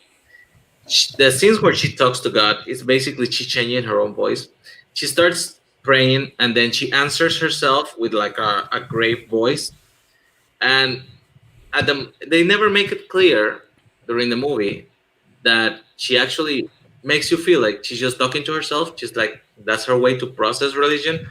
But then the movie takes a turn that something actually supernatural might be going on. It goes into a very dark place. The price that she decides that she needs to pay for his health, it's rough, it's heartbreaking. But since you live the whole movie with her, you're taking with her, and you kind of hope she gets what she wants. But it's definitely a heavy movie. It's a long movie. I think it's almost 3 hours long. And oh boy, I've seen it 3 times in my life, and every time I kind of put pause on it for like 8 years. It's hardcore. It's a really great movie, but you need to be in a place to see it. No one else had this one. I was just making sure. This is a movie that the only reason I know this movie exists is because of my aunt. We had a movie night weekend, basically. It was during a snowstorm. They came to visit. We were stopped. She picked this one. If we could have kicked her out of the family after this movie, we would have. It was that close. I asked my mom if I could leave numerous times. She told me no. They sat through The Lion King, which I'm sorry. That's 82 minutes. This thing was 3 hours. Will I ever revisit this? Hell no. My aunt was crying. She loved every minute of it. Thought it was beautiful. No. Sorry, Nazario. Not a Cody movie by any means. Everybody else on Breaking the Waves. Okay, so Lars von Trier is one of those directors that is so hard to watch because of the topics that he writes about. And he's a psychopath, I'm pretty sure. Yeah, absolutely. I'm pretty sure there's another Von Trier movie that's going to appear on Nazario's list later. Yep. Yeah, figured. And if it's the one I'm thinking of, oh God. This is a 2.5 hour Von Trier movie. Haven't seen it. I don't plan on watching it. Haven't seen it. Don't. I've seen one Von Trier movie. I'm pretty sure it's the one Nazar is going to bring up later. It seems like Von Trier wants you to hate yourself the way he appears to. Yeah. So, yeah, Lars von Trier gives me depression, and I don't need that. That doesn't make the movie sound bad, though. Lars von Trier is actually one of the more interesting directors working today.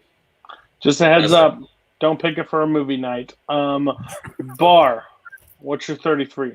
It was the yikes I had from Nazario earlier. It's Eternal Sunshine of the Spotless Mind. I love this movie. I love the wild creativity that is showcased in this movie from the dream world. that Jim Carrey's character goes through. It's wild, it's unpredictable, but it's also emotional and heartbreaking and heartwarming and everything.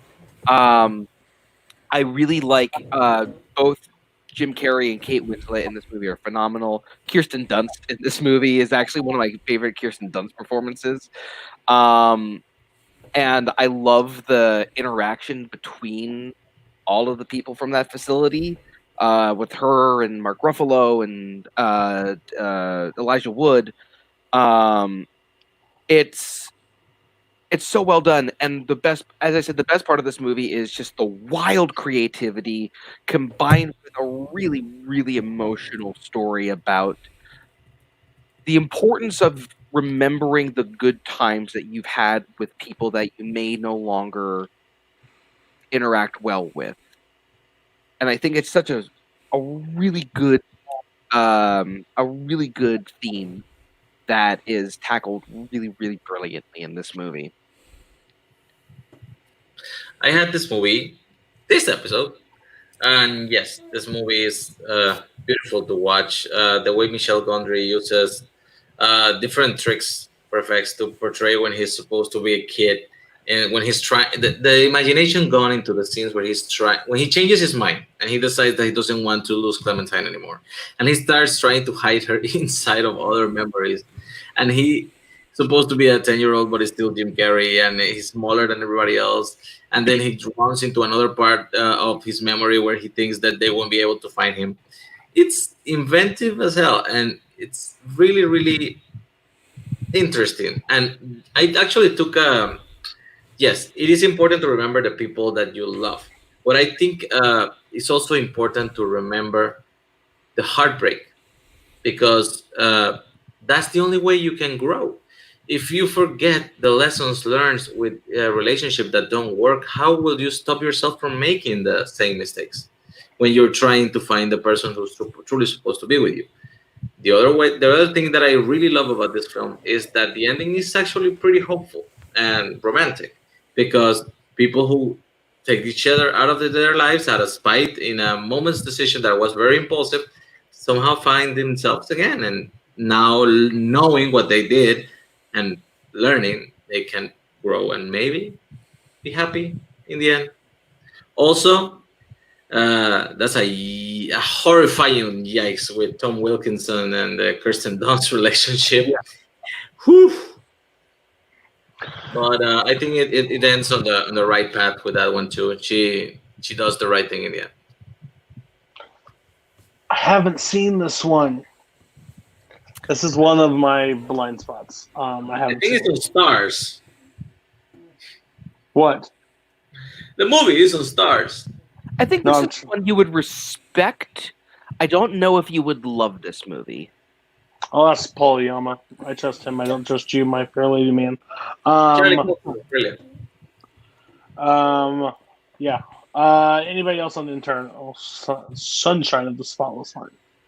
Yeah. Oh, go ahead. I think this is a very good movie. I think I don't love it. I think it's very smart, and I think it's very clever and well written.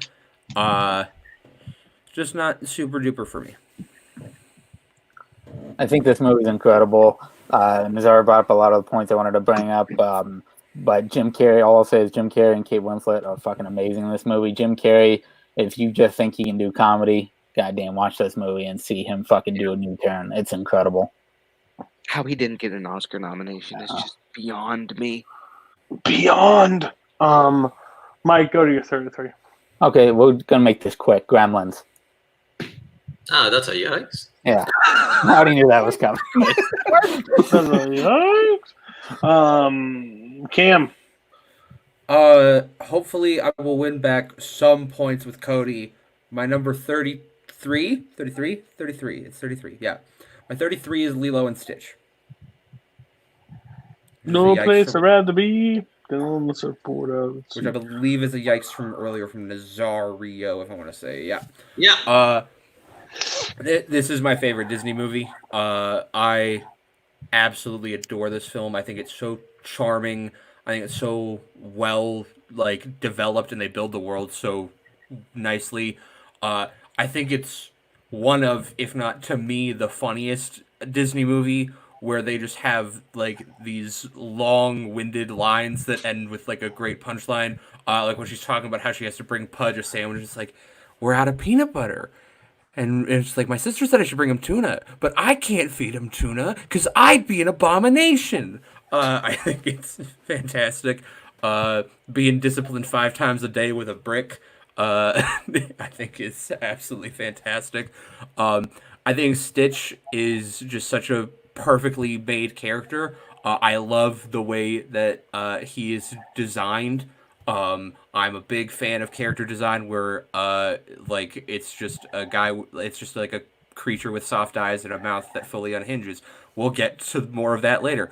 I think it's fantastically directed. I think the relationship between Nani and Lilo is just so pure and real, and I think it just carries the movie on its back. Yeah, Lilo and Stitch, I love it. This is, I think, my third best Disney animated movie. It's my 47 in this list. The whole thing looks like it was painted by watercolors by a kid, which is just beautiful. And to have this movie be released just when the animation is turning into full CGI, it kind of makes you reconsider that decision, because you wouldn't get something that looks as pretty as this. Also, this movie hinges on one basic idea, and I think they nailed it. Little kids who cannot really communicate with adults feel like monsters. They have to scream. They sometimes have to yell and grab you and shake you because they don't know how to express what they're feeling. So of course, this little girl that is lonely on a Hawaiian island is going to identify with a little monster. That relationship and the relationship she has with her sister, like Cam said, are the heart of this film, and they make it work. The plot itself, yeah, they want to hunt Stitch down, and the mosquitoes jokes are funny, but if it didn't have that strong core, it definitely wouldn't have worked. It definitely would have spawned a TV show and 2 other movies, and it becomes such a big deal. And 3 other movies, Nazario. Oh yeah, Leroy and Stitch the movie. Leroy and Stitch. I forget about Leroy. Yes, it's beautiful, and like he said, the design of Stitch is perfect. I love the little guy. I can probably walk around this house and find like 5 different Stitches toys. But that's just me. Lilo and Stitch is probably in my top 5 Disney of all time. I think it's honestly a brilliant movie. Peek behind the curtain. So I've said this before on call, but I've done foster care in this past year. Some are slowly moving to adoption, but I popped this on not thinking about the subject matter, because the whole conversation is basically, is Nani, should Nani have, rights to Lilo? Should she be not fit to take care of Lilo anymore? And it has that, it hit me really hard. But I'm with Nazario. I think it's perfect because kids that are not able to completely verbalize how they feel, they feel as monsters at time. And this is just like a completely different spin for me now. I already loved it before. I think arguably second funniest Disney movie of all time, maybe first. It's got Hawaiian Coaster Ride is one of my favorite Disney songs. I don't care. I think it's fantastic. The beginning, I think the first 10 minutes of this movie is one of the funniest in any movie ever. The bricks part is great. Everybody else on Lilo and Stitch. I haven't seen this movie since I was really young. So I just need to rewatch it. I think this is a really sweet movie. A really good fucking movie. I haven't seen it in years, though. I do need to rewatch it again just to see if I love it even more. But yeah, I think it's really cute, really sweet. It's a good fucking movie. If Stitch would have ripped someone's head off, top 1. Mike, he has a chainsaw at one point. How about now? I'm just very confused with Andrew's age because I was 21 when this came out, and I thought you were old. Jesus, my God. 29. Yes. He is literally the exact same age as me, and he's sitting back there. Man, I haven't watched it in a while. Well, guess what? Because you watched My Fair Lady 4 times. It takes so much time. This is an hour and a half. That's probably accurate. Yeah, I know. Nazario, where are we at? 33. Yeah. My 33 is the best movie from 1994. The Really? Shawshank. 33s? Good Lord, people. Okay, sorry. That was Shawshank. for me earlier. Shawshank Redemption. Okay. Go ahead. Wow, no one has this. I had it from earlier. Yeah. Okay. I'm a sucker for movies that show you a life of a person. And this actually, it's a long movie that develops because it follows the life of Andy Dufresne from the moment that he entered the Shawshank prison to the moment that he escaped from it. It's a beautiful film. It shows you how something can go wrong in your life that it's not even your fault and you can pay for it. And how can you always hold on to hope and adapt and make something out of your life. People could have just given up in his position, but he never gave up. He always kept a positive attitude, and he always found ways to do something good for the world, even behind bars. He found ways to give his fellow inmates kind of like similar ideas to what freedom would feel like by doing these weird menial jobs around and getting prizes from the guards. And he even survived horrifying things that happen to you while you're in prison, because he never lost out hope that in the end his innocence would actually provide his escape. Even when he's betrayed by the people that should never be betray you, because they're the people who are in charge of realizing that justice got served, he always knew what to do. The acting, it's amazing in this movie. Tim Robbins is great. Morgan Freeman is off the hook. I don't know if it was the first time he was actually the narrator of a movie, but it definitely became a thing after it. And the way it ends, Clancy Brown's character is amazing. And even they say he did after the guy escaped. It's a long movie. It's an interesting movie. It's very funny. It's very sad. It's very affecting. It takes you through a gamma of emotions, just like life. And in the end, you just retain your hope. Yeah, it's an amazing fucking movie. Clancy Brown is such an asshole in this movie, but he plays it so fucking well. The friendship between Tim Robbins and Morgan Freeman, how it builds from beginning, or where Morgan Freeman just thinks he has a fucking spoon up his ass. He doesn't care for him at all. But the way it slowly builds for them having a great friendship, to having him build the library up for them. The scene in the library with them just going through the books and him going, by Alexander Dumbass. It's just like there's such sweet moments in between the characters when they're in prison compared to all the bad shit that happens as well. It's just an amazing. I wish Frank Darabont would continue to do movies. He has had some shit in the past that is stopping him from doing it, but he is an incredible fucking director. The movies he has done are amazing. This is by far the top of his echelon. It's fucking incredible. Dude, so this movie, again, I was born in 91, so at the end of the day, like, this movie came out, it was, or by the time I got really into movies, it was already on the top 250. It was the number one movie. Shawshank was everything. And when I watched it, I was like, this is not going to live up to the hype at all. And boy, does it live up to the hype and then some. Yeah. This movie is flippin' brilliant.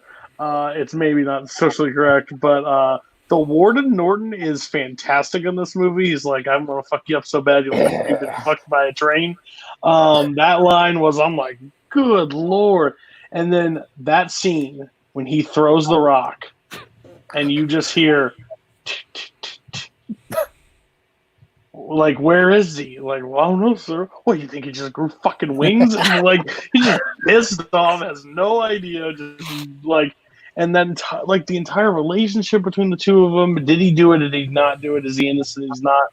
The whole battle between that and like, it's great. Like, I think that beginning scene, like not the beginning scene, but when they bring in the new inmates with them and the beating that the guy takes and your stomach just sinks and it's like, so this is where it's going to go. And it's basically a heist. I describe this movie best as almost a heist because he literally breaks out and has everything planned out perfectly to the T to get out and get away. Like, if you haven't seen The Shawshank Redemption, I always do this combo of Green Mile and Shawshank. I understand why it's a combo pack on like most things. It's a perfect combo for me. I love both these movies, and The Shawshank's a perfect way to end it. Two of you. You're missing The Shawshank Redemption. 17 again's on there. Want to talk? Sure. We've already established that I'm an idiot and nothing I say matters and that I can only dig a deeper hole for myself, so let's start digging. I saw this film once when I was like 15 or 16 and I haven't seen it since. That was like 4 to 5 years ago. Okay. Yeah, I know. I'm a child and you can tell by my taste in movies. I saw this film for the first time last year. I really like this movie a lot. I think that the Brooks was here scene is one of the saddest scenes I've ever seen in a movie in my life.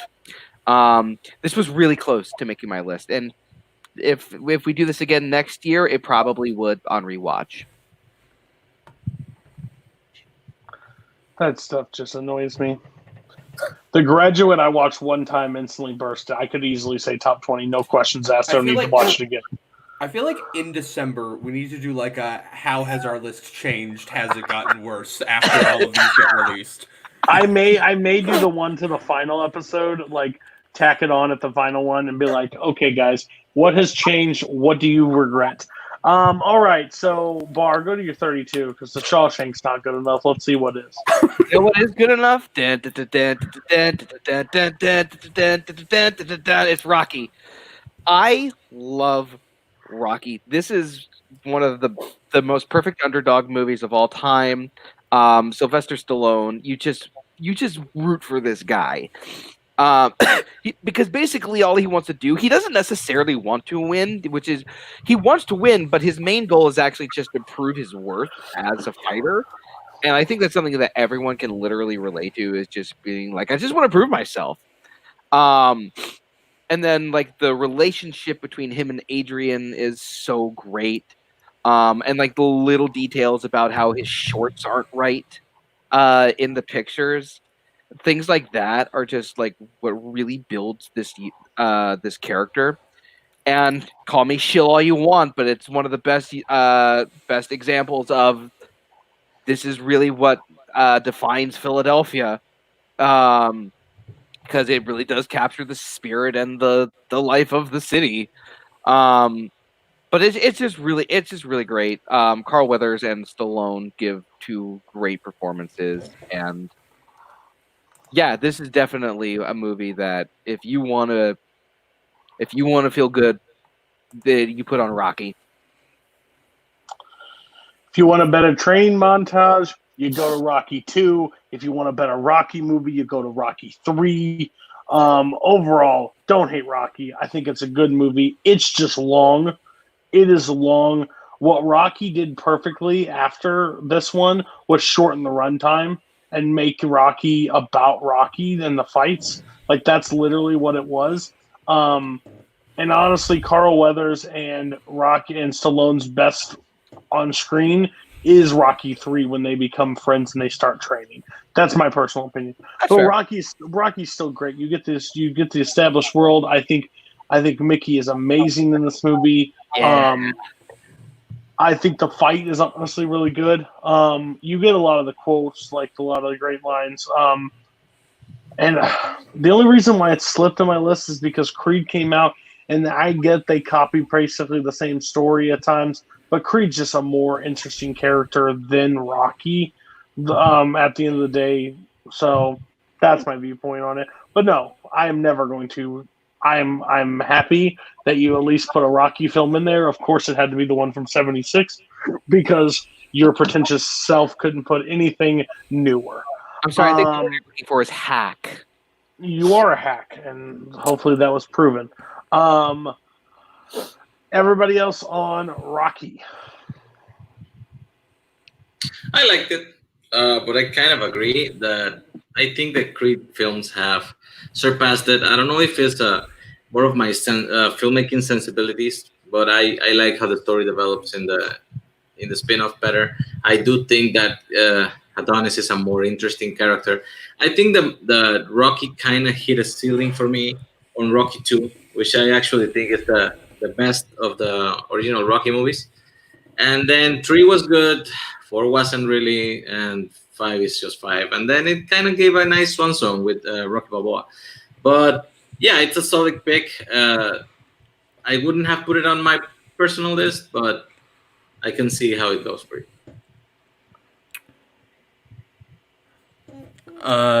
At the time that this is dropped, I'm sure by now it's become public knowledge that I've actually seen all of the Rocky films now. Woo! They're not really Cameron movies. It's sports and it's extremely violently American. And I don't really have that patriotism. Wait. One of the best fighters of all time came from Canada. Relax yourself, sir. And I don't know who that is. I couldn't tell you who you're talking about. Cody. It doesn't matter whether the sport is Canadian or American. I don't really care about it. Look, make more musicals about sports and I'll start knowing things about sports. I think this movie's good. I don't love it. It's my second favorite of the original 6 Rocky movies. Yeah. What's your favorite? Just Balboa. I'm curious. Oh, okay. What? What did you just say? Holy hell. I mean, he didn't say 5, man. He said the next one. 5 is the worst. 5 is the worst for sure. It's a good fucking movie. I just I loved him as a little kid, but after rewatching it the last couple of years, just something about I don't connect with them anymore, and they just went down in quality to me. But I still think it's a good fucking movie.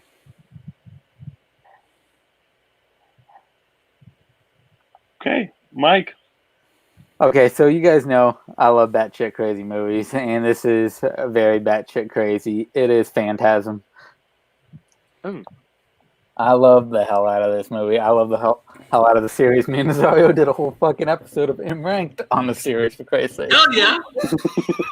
It is about a kid named Mike, his older brother Jody, and an ice cream man / guitarist Reggie, who battle a mortician known as the Tall Man.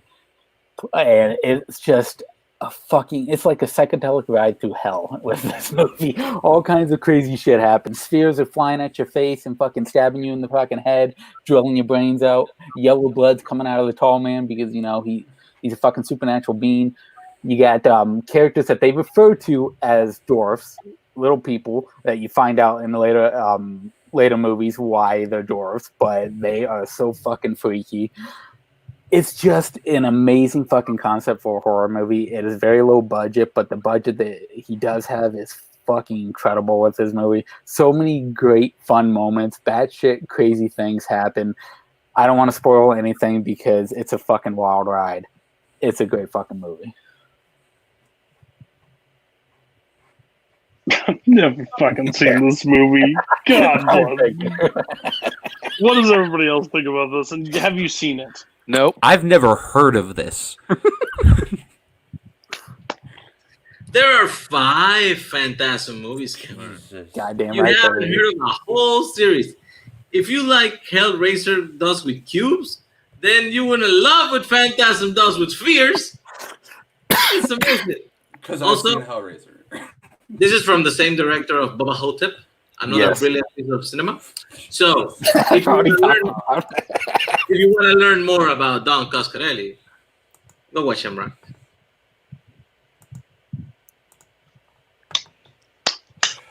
Cameron, third. Cool. We're going back to animated movies. We're done with the Disneys, but there's plenty more animated movies to show up. My 32 is The Prince of Egypt. Yeah, I didn't expect anyone else to have this. I think this movie is brilliant. I think I was about to say this is the best movie DreamWorks has ever done. That's not even close to being my opinion. But it's one of the best movies DreamWorks has ever done. Not to spoil anything for the future.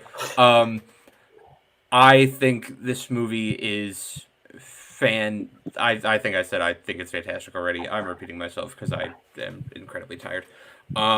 No, I think look, y'all know the day I had today.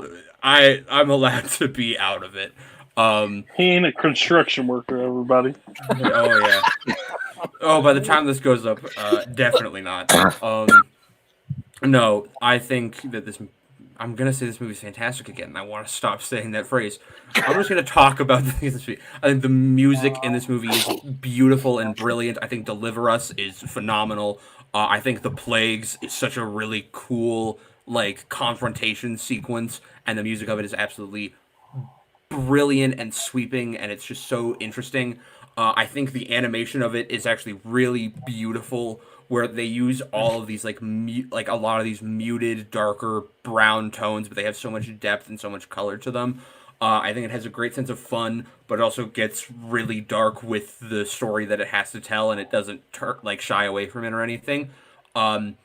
Literally, the only problem, and I don't even find this much of a problem. I just think it's the weakest part of the movie is the playing with the big boys.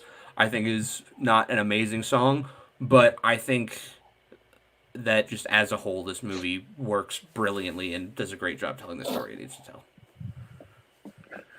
No, Prince of Egypt's great. I think it's the best story of that biblical story been told the film. I think, yeah, I can say that. I think it's actually really good.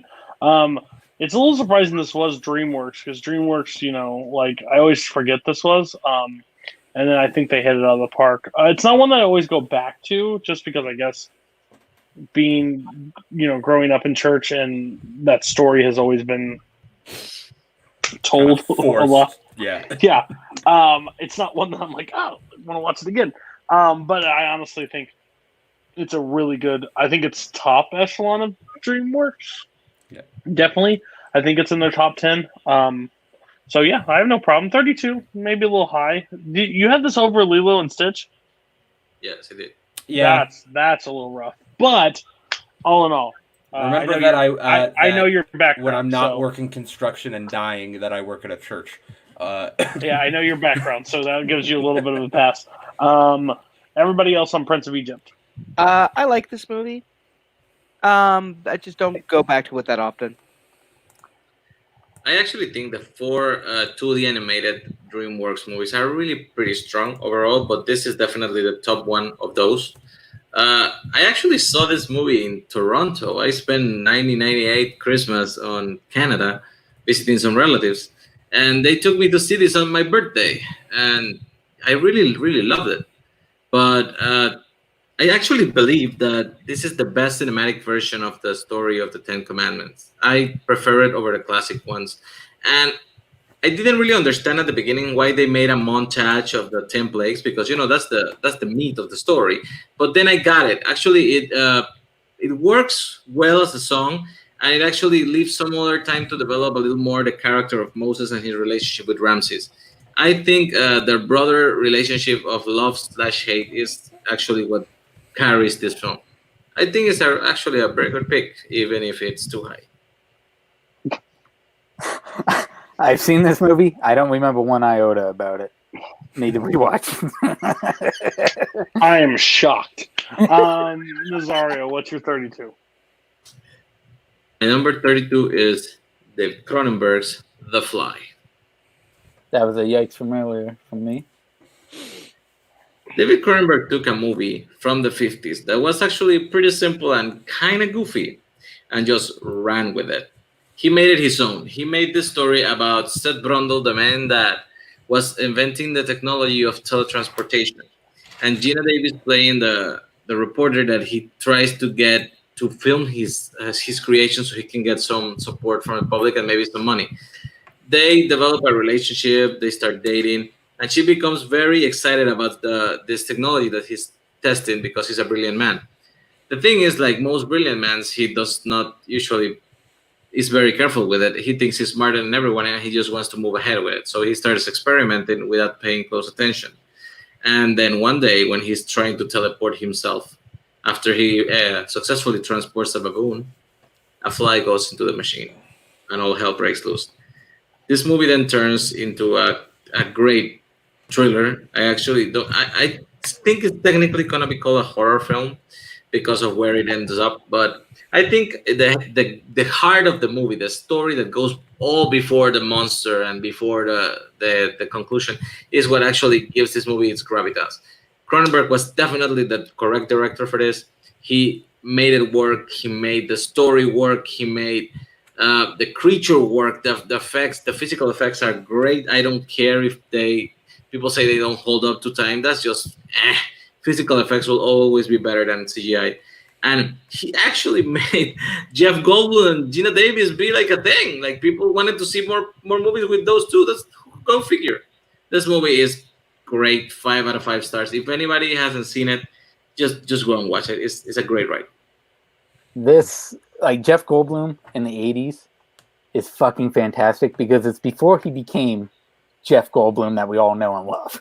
After a certain couple movies that we may be talking about later on, he became the same guy over and over in movies, which I still love him in. But he is such an amazing actor in this. Him and Gina Davis' chemistry are so great. The practical effects, like Nazario was saying, are incredible in this. When he fucking turns into that fly, it is so disgusting looking, so weird. It comes in to try to save her. It's just so fucking nasty what Jeff Goldblum ends up doing because he's a fly at that point. It is so insane. It's so batshit nuts. I love the hell out of this movie. It's a great fucking movie. Yeah, I've seen video from this movie, and there's not a chance in hell I'm watching it anytime soon. I'm going to be honest with you. It makes me about sick to my stomach. There's no chance in hell that I'm watching the great, beautiful, wonderful, never does anything wrong Goldblum do this movie. I promise you that. Nope. I will take him being Goldblum. I want him to be Goldblum, not fucking mutated. Everybody else on the fly. Haven't seen it. Yeah. Look at who you're talking to and take a guess. Bar 31. My number 31 is my favorite film from 1989. It is Do the Right Thing. Do the Right Thing. Koho's gone, so I will do this. Okay. Go ahead and start talking. All right. So, Do the Right Thing. It follows the hottest day of the year, and the racial tensions in this part of the city are rising. I think that Danny Aiello and Spike Lee give really great performances. Their chemistry in this movie is actually fantastic.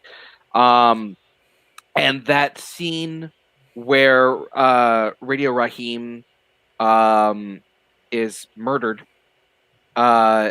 it's so relevant to today, and it's also just really well shot, really well directed, and just the whole climax of the movie is just one of the most powerful moments I've ever seen when Spike Lee I'll remember his character's name later, but when he throws the trash can, it's amazing. And then when they turn their attention to this little shop owned by the Asian family, that moment in itself is also just amazingly powerful. This movie is just shot, edited, written, directed, acted brilliantly. Remember one thing.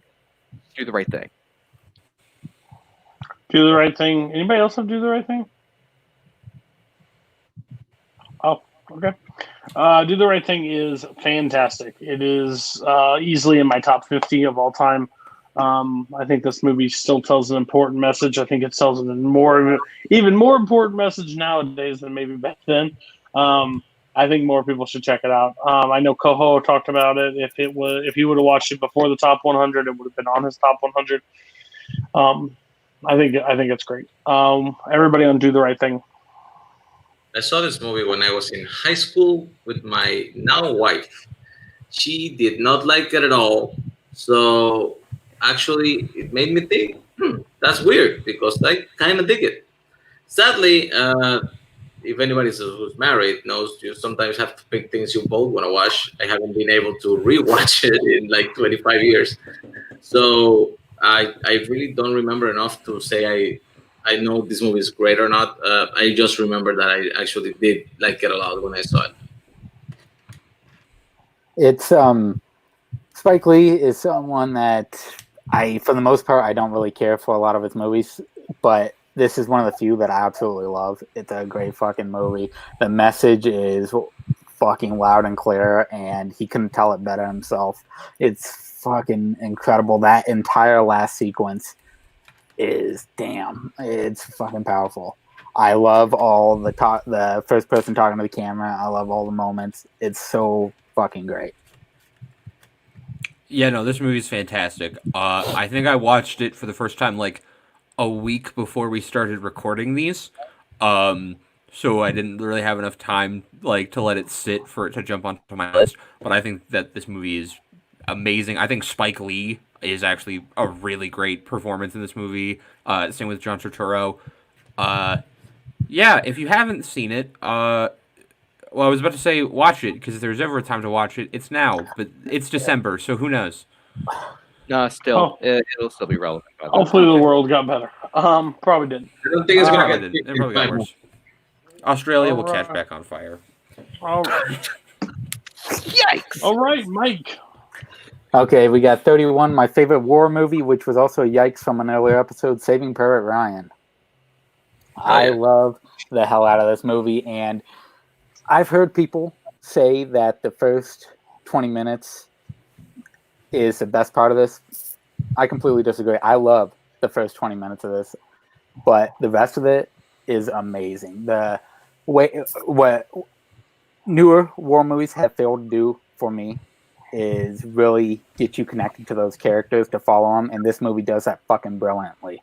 Every single one of these characters you get to know throughout this movie. This is one movie that I actually like Vin Diesel in. I fucking hate Vin Diesel, but I like him in this movie. Is it because he fucking dies right away? Maybe. I don't know. It could be. But it is so, like, the death of Adam Goldberg in this movie is fucking so terrible and so frightening. The way he is, in a way, comforting him to die, in a way, just telling him to just be quiet and just let it happen, is so depressing. And also with Giovanni Ribisi's death, like him having that conversation before when they're in the church talking about his mom, and then having what happens to him is just so heartbreaking. Tom Hanks is fucking incredible in this movie. Tom Sizemore is fucking amazing. Edward Burns, with his little thing that he has with Tom Hanks throughout, is great. I love every bit of this movie. Like, the first 20 minutes, the fucking shots are fucking incredible, and Spielberg just keeps going with it throughout the movie. It is such a sad movie, but I love it to pieces. It's a great fucking movie. I had this at 67. It's definitely the movie that should have won the Oscar for Best Picture in 1998. Yeah. And if this one wasn't going to win, maybe The Thin Red Line should have been the second option. Yes, he mentioned every character that was in the movie except Barry Pepper, who actually I think has one of the most like sad. I think it's very sad the way he goes in the end, because he has to go to the tower even though he knows he's going to be a sitting duck there, because he has to give cover to his soldier friends. And yes, even Matt Damon showing up late in the movie was a great speech about his family and how he remembers it. And then in the middle of giving this uplifting speech to Tom Hanks about this story about his family, he remembers that they're all gone now, which is why he's sitting right there with him. It's a great story. I watched this by myself my parents were out of town, and when my dad came, I told him like, you have to go watch this movie. You have to go watch this movie. And he never made it to theaters, but when he went to the video store, he accidentally came back with a porn version of this. He's like, why did you want me to see this? I was like, Dad, really? Saving Private Ryan, no Saving Ryan's Privates. What the hell's wrong with you? He's like, no matter what, the clerk was looking at me weird. He eventually saw it and he loved it. And it's one of those movies that, the few movies that we actually think is brilliant, both of us together. It's a great film. Thin Red Line is a better movie. I've said it before. I'll say it again. It should have won. I like this movie. I am one that also says the first 20 minutes is the best part of the movie. Because it's actually war, and then it goes into a totally different spin. I like the development. I like all the characters. Nowhere near a bad film. I expect this to be 31 on my family's list. I have no problem with it being there. It's just, for me, there are parts that I don't like. I don't know why Bar got really close to the camera, but what do you think about Saving Private? What do you think about Shaving Ryan's Privates? Shaving Ryan's Privates. That's why I was so close to the camera. I was so enthralled by the idea of this cinematic masterpiece. It's porn. Exactly. Okay. I really like this movie a lot. I think the smartest thing about this movie is actually the cinematography and how gritty it is.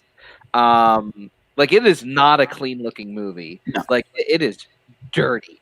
And you're right, the Adam Goldberg scene is great.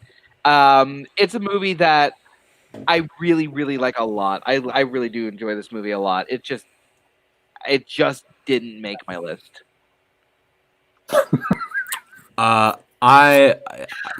Mike said there were people who think the first 20 minutes are better than the rest of the movie. You bet I'm one of those people. I think the first 20 minutes of this movie is brilliant, and then the rest of this movie, I didn't love. Just to make more people mad, I'm a Shakespeare in Love person because have you met me? Shut yeah. I don't love it, but I get it. All right, we'll tell Dylan what they're wrong and pick the right movie at 31. This is Shakespeare in Love just narrowly missed out on being on this list, and that's not a joke. It's your number 11. It's my number 11. Yeah, this is just gonna go bad again. Yeah, my 31's The Fault in Our Stars. It's that movie where Willem Dafoe listens to Swedish hip hop. I love how Koho won't let me lead into it and apologize. He just throws me headfirst into the water by putting up the graphic. Yeah, I know no one has this. Because this is very much not a movie really made for any of you guys. It is a movie that I was 14 and I read the book. And the movie came out when I was a teenager, and I watched it when I was a teenager, and I fell in love with it. And then it has stayed with me since then. I think that this is just an absolutely beautiful story of two people falling in love, despite the fact they know, it can't end well with the two of them. They know that they're perfect for each other and that they're basically made for each other, but they literally cannot have that happily ever after because their lives are just plagued by this horrible, horrible thing. I think this movie has really dark, really sad moments that are fantastic. I think the scene where they're reading their eulogies to Gus at his pre-funeral, because he's like, I want to hear what you've written for me because I'm not going to get to hear it when I actually die. And I think it's a beautiful scene.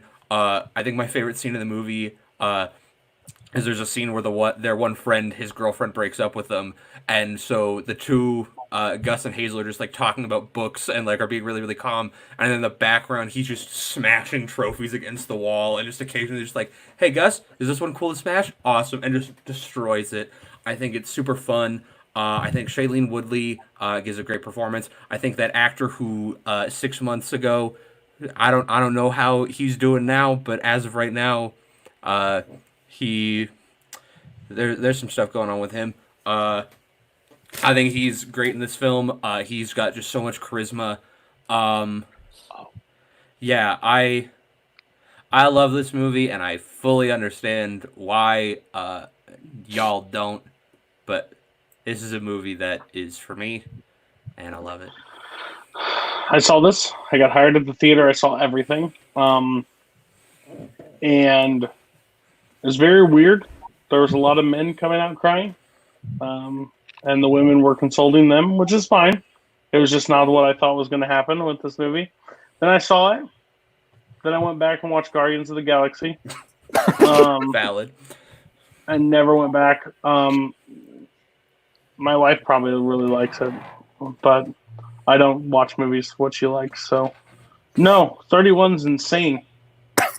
Absolutely insane. Prince of Egypt and Lilo and Stitch are way better than this movie. Everybody else, what do you got to say about this movie? Haven't seen it. Don't. I've seen it, and I totally get, like, getting to know Cameron over these past few weeks doing these. I totally get why it's on his list, so I'm not going to fault him for it.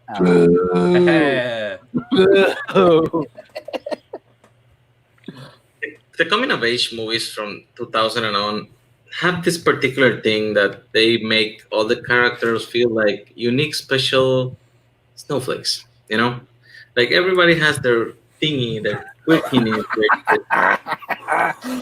Sometimes regular. Sometimes it works, sometimes it doesn't. I've seen Paper Towns.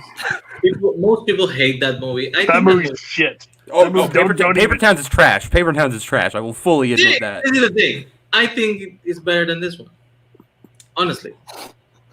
If you want to see, I don't know, if you want to see a good version of a movie without this, well, not exactly the same, but the same kind of thing, I think Perks of Being a Wallflower is like the top one, I would say, from this kind of style.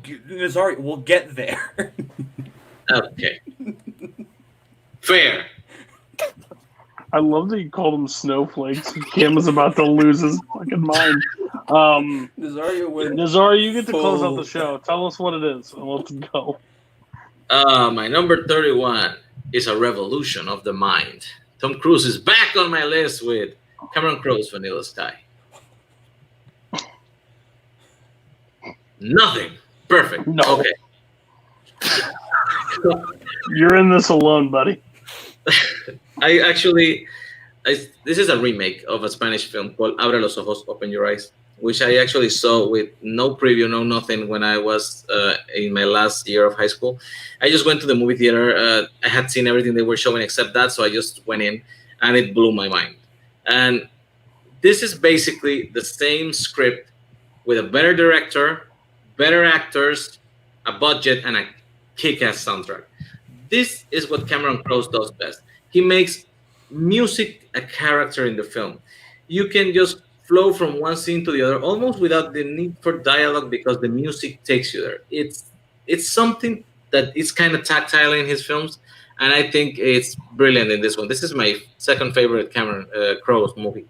But yes, the story is about David Ames, who's a guy who has everything. He's a millionaire. He inherited things from his father. He has a magazine empire that he runs, and he basically does whatever the hell he wants, whenever the hell he wants. And he meets this girl, the Spanish girl, played by Penelope Cruz, called Sofia Serrano, and he falls head over heels with her. But he makes a wrong decision, and it cost him everything. He decides to go back to a girl he has been fooling around with, played by Cameron Diaz, who's actually very infatuated with him, and he's just pretending not to care because she thinks that's what he wants. But in a jealous rage, she gets him into a car, and then she crashes it and kills herself and disfigures his face, which basically changed his whole outlook in life. The movie then turns into kind of a fantasy sci-fi thing that never lets you stand firmly on what is real and what is not. It keeps flipping the script when you think you've got it figured out where it's going, throws something new at it, and it actually is pretty inventive. And like I said, it's carried on by the imagery and the music. It's a movie that didn't play great in America for some reason. I honestly think it's better than the original, and I think it's very underappreciated. Tom Cruise, as always, gives it all in this role, and he's actually very, very great in this one. And then in the end, when they explain what is happening and how things are gonna fit together, it makes sense. And when he makes his final decision, I always cry. Maybe it's the music by Sigur Rós. Maybe it's just because it's a brilliant piece of cinema. I'm a Tom Cruise fan. This ain't movie for me. No. Jake Maragoni has his 2.5 stars, and Kirk has his 2-star. So I'm thinking you're wrong. If those two worlds have ever collided, that's wrong. You and Mike both have it at 5 stars, which respect. Mike, did you have this on your list? No, I did not. You have it at 5 stars. Well, fuck it. Okay. Mike Hanley had like 500 movies rated at 5 stars. Yeah, and half of them, and all of them are Spielberg mostly. Okay. If he ever saw a film, Mike gave it a 5-star. Fine, it's okay. I 31. I think it's insane. It's absolutely insane. Everybody else on Vanilla Sky. Haven't seen it. Tom Cruise's character is a bit too much of a snowflake for my taste.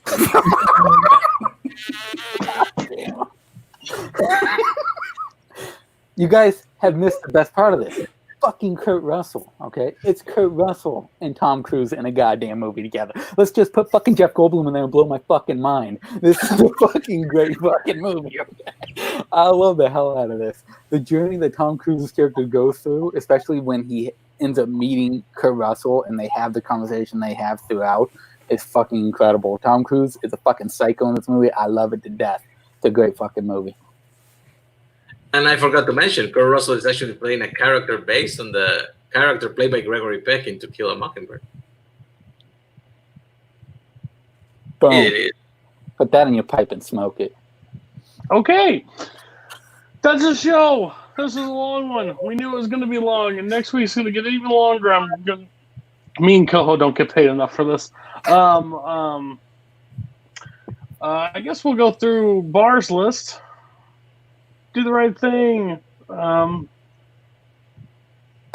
Sure. You had some really good ones. You had some meh ones. You definitely had Bar picks. Mike Hanley. Mike wins this episode by a flippin' mile. With Minority Report and the trilogy of trilogies, no one even came close to you tonight. Congrats, sir. Next is Cam. Cam lost by a large mile. After hearing his list, I feel like him after doing construction today. Yeah. And Nazario he needs a hug. If you see Nazario, give him a hug. Because he likes good movies. He also is very depressed. You also had the Shawshank Redemption the highest, so you come close to tying with Mike, but you're still in second. Blockbuster. We went through a lot of yikes, so I don't know how many are coming, but Bar's still got a ton. Bar's got so many to talk about yet. Nazario got cut down a lot today. He did. He got 3 left. Cam has got 5. Mike has got 6, and got a whopping 9 for Bar. So thank you for being on this episode. We will be back next week, hopefully, if we're not canceled. We've crawled with snowflakes. Nazario said some questionable things last episode. I don't even know if we're still here. Multiplex could shut down. I don't even know if M-Ranked is still happening. This is December. Good Lord, what's happening? It could be his version 2. Malcolm could have taken over the show. I don't know. But join us next week. Bye. In case I don't see ya. Good afternoon, good evening, and good night. You better lawyer up, asshole. Because I'm not coming back for 30%. I'm coming back for everything. Get what you fucking deserve! Return to your lady friend. Duncan, please return to your lady friend. Long live the king. Hasta la vista, baby.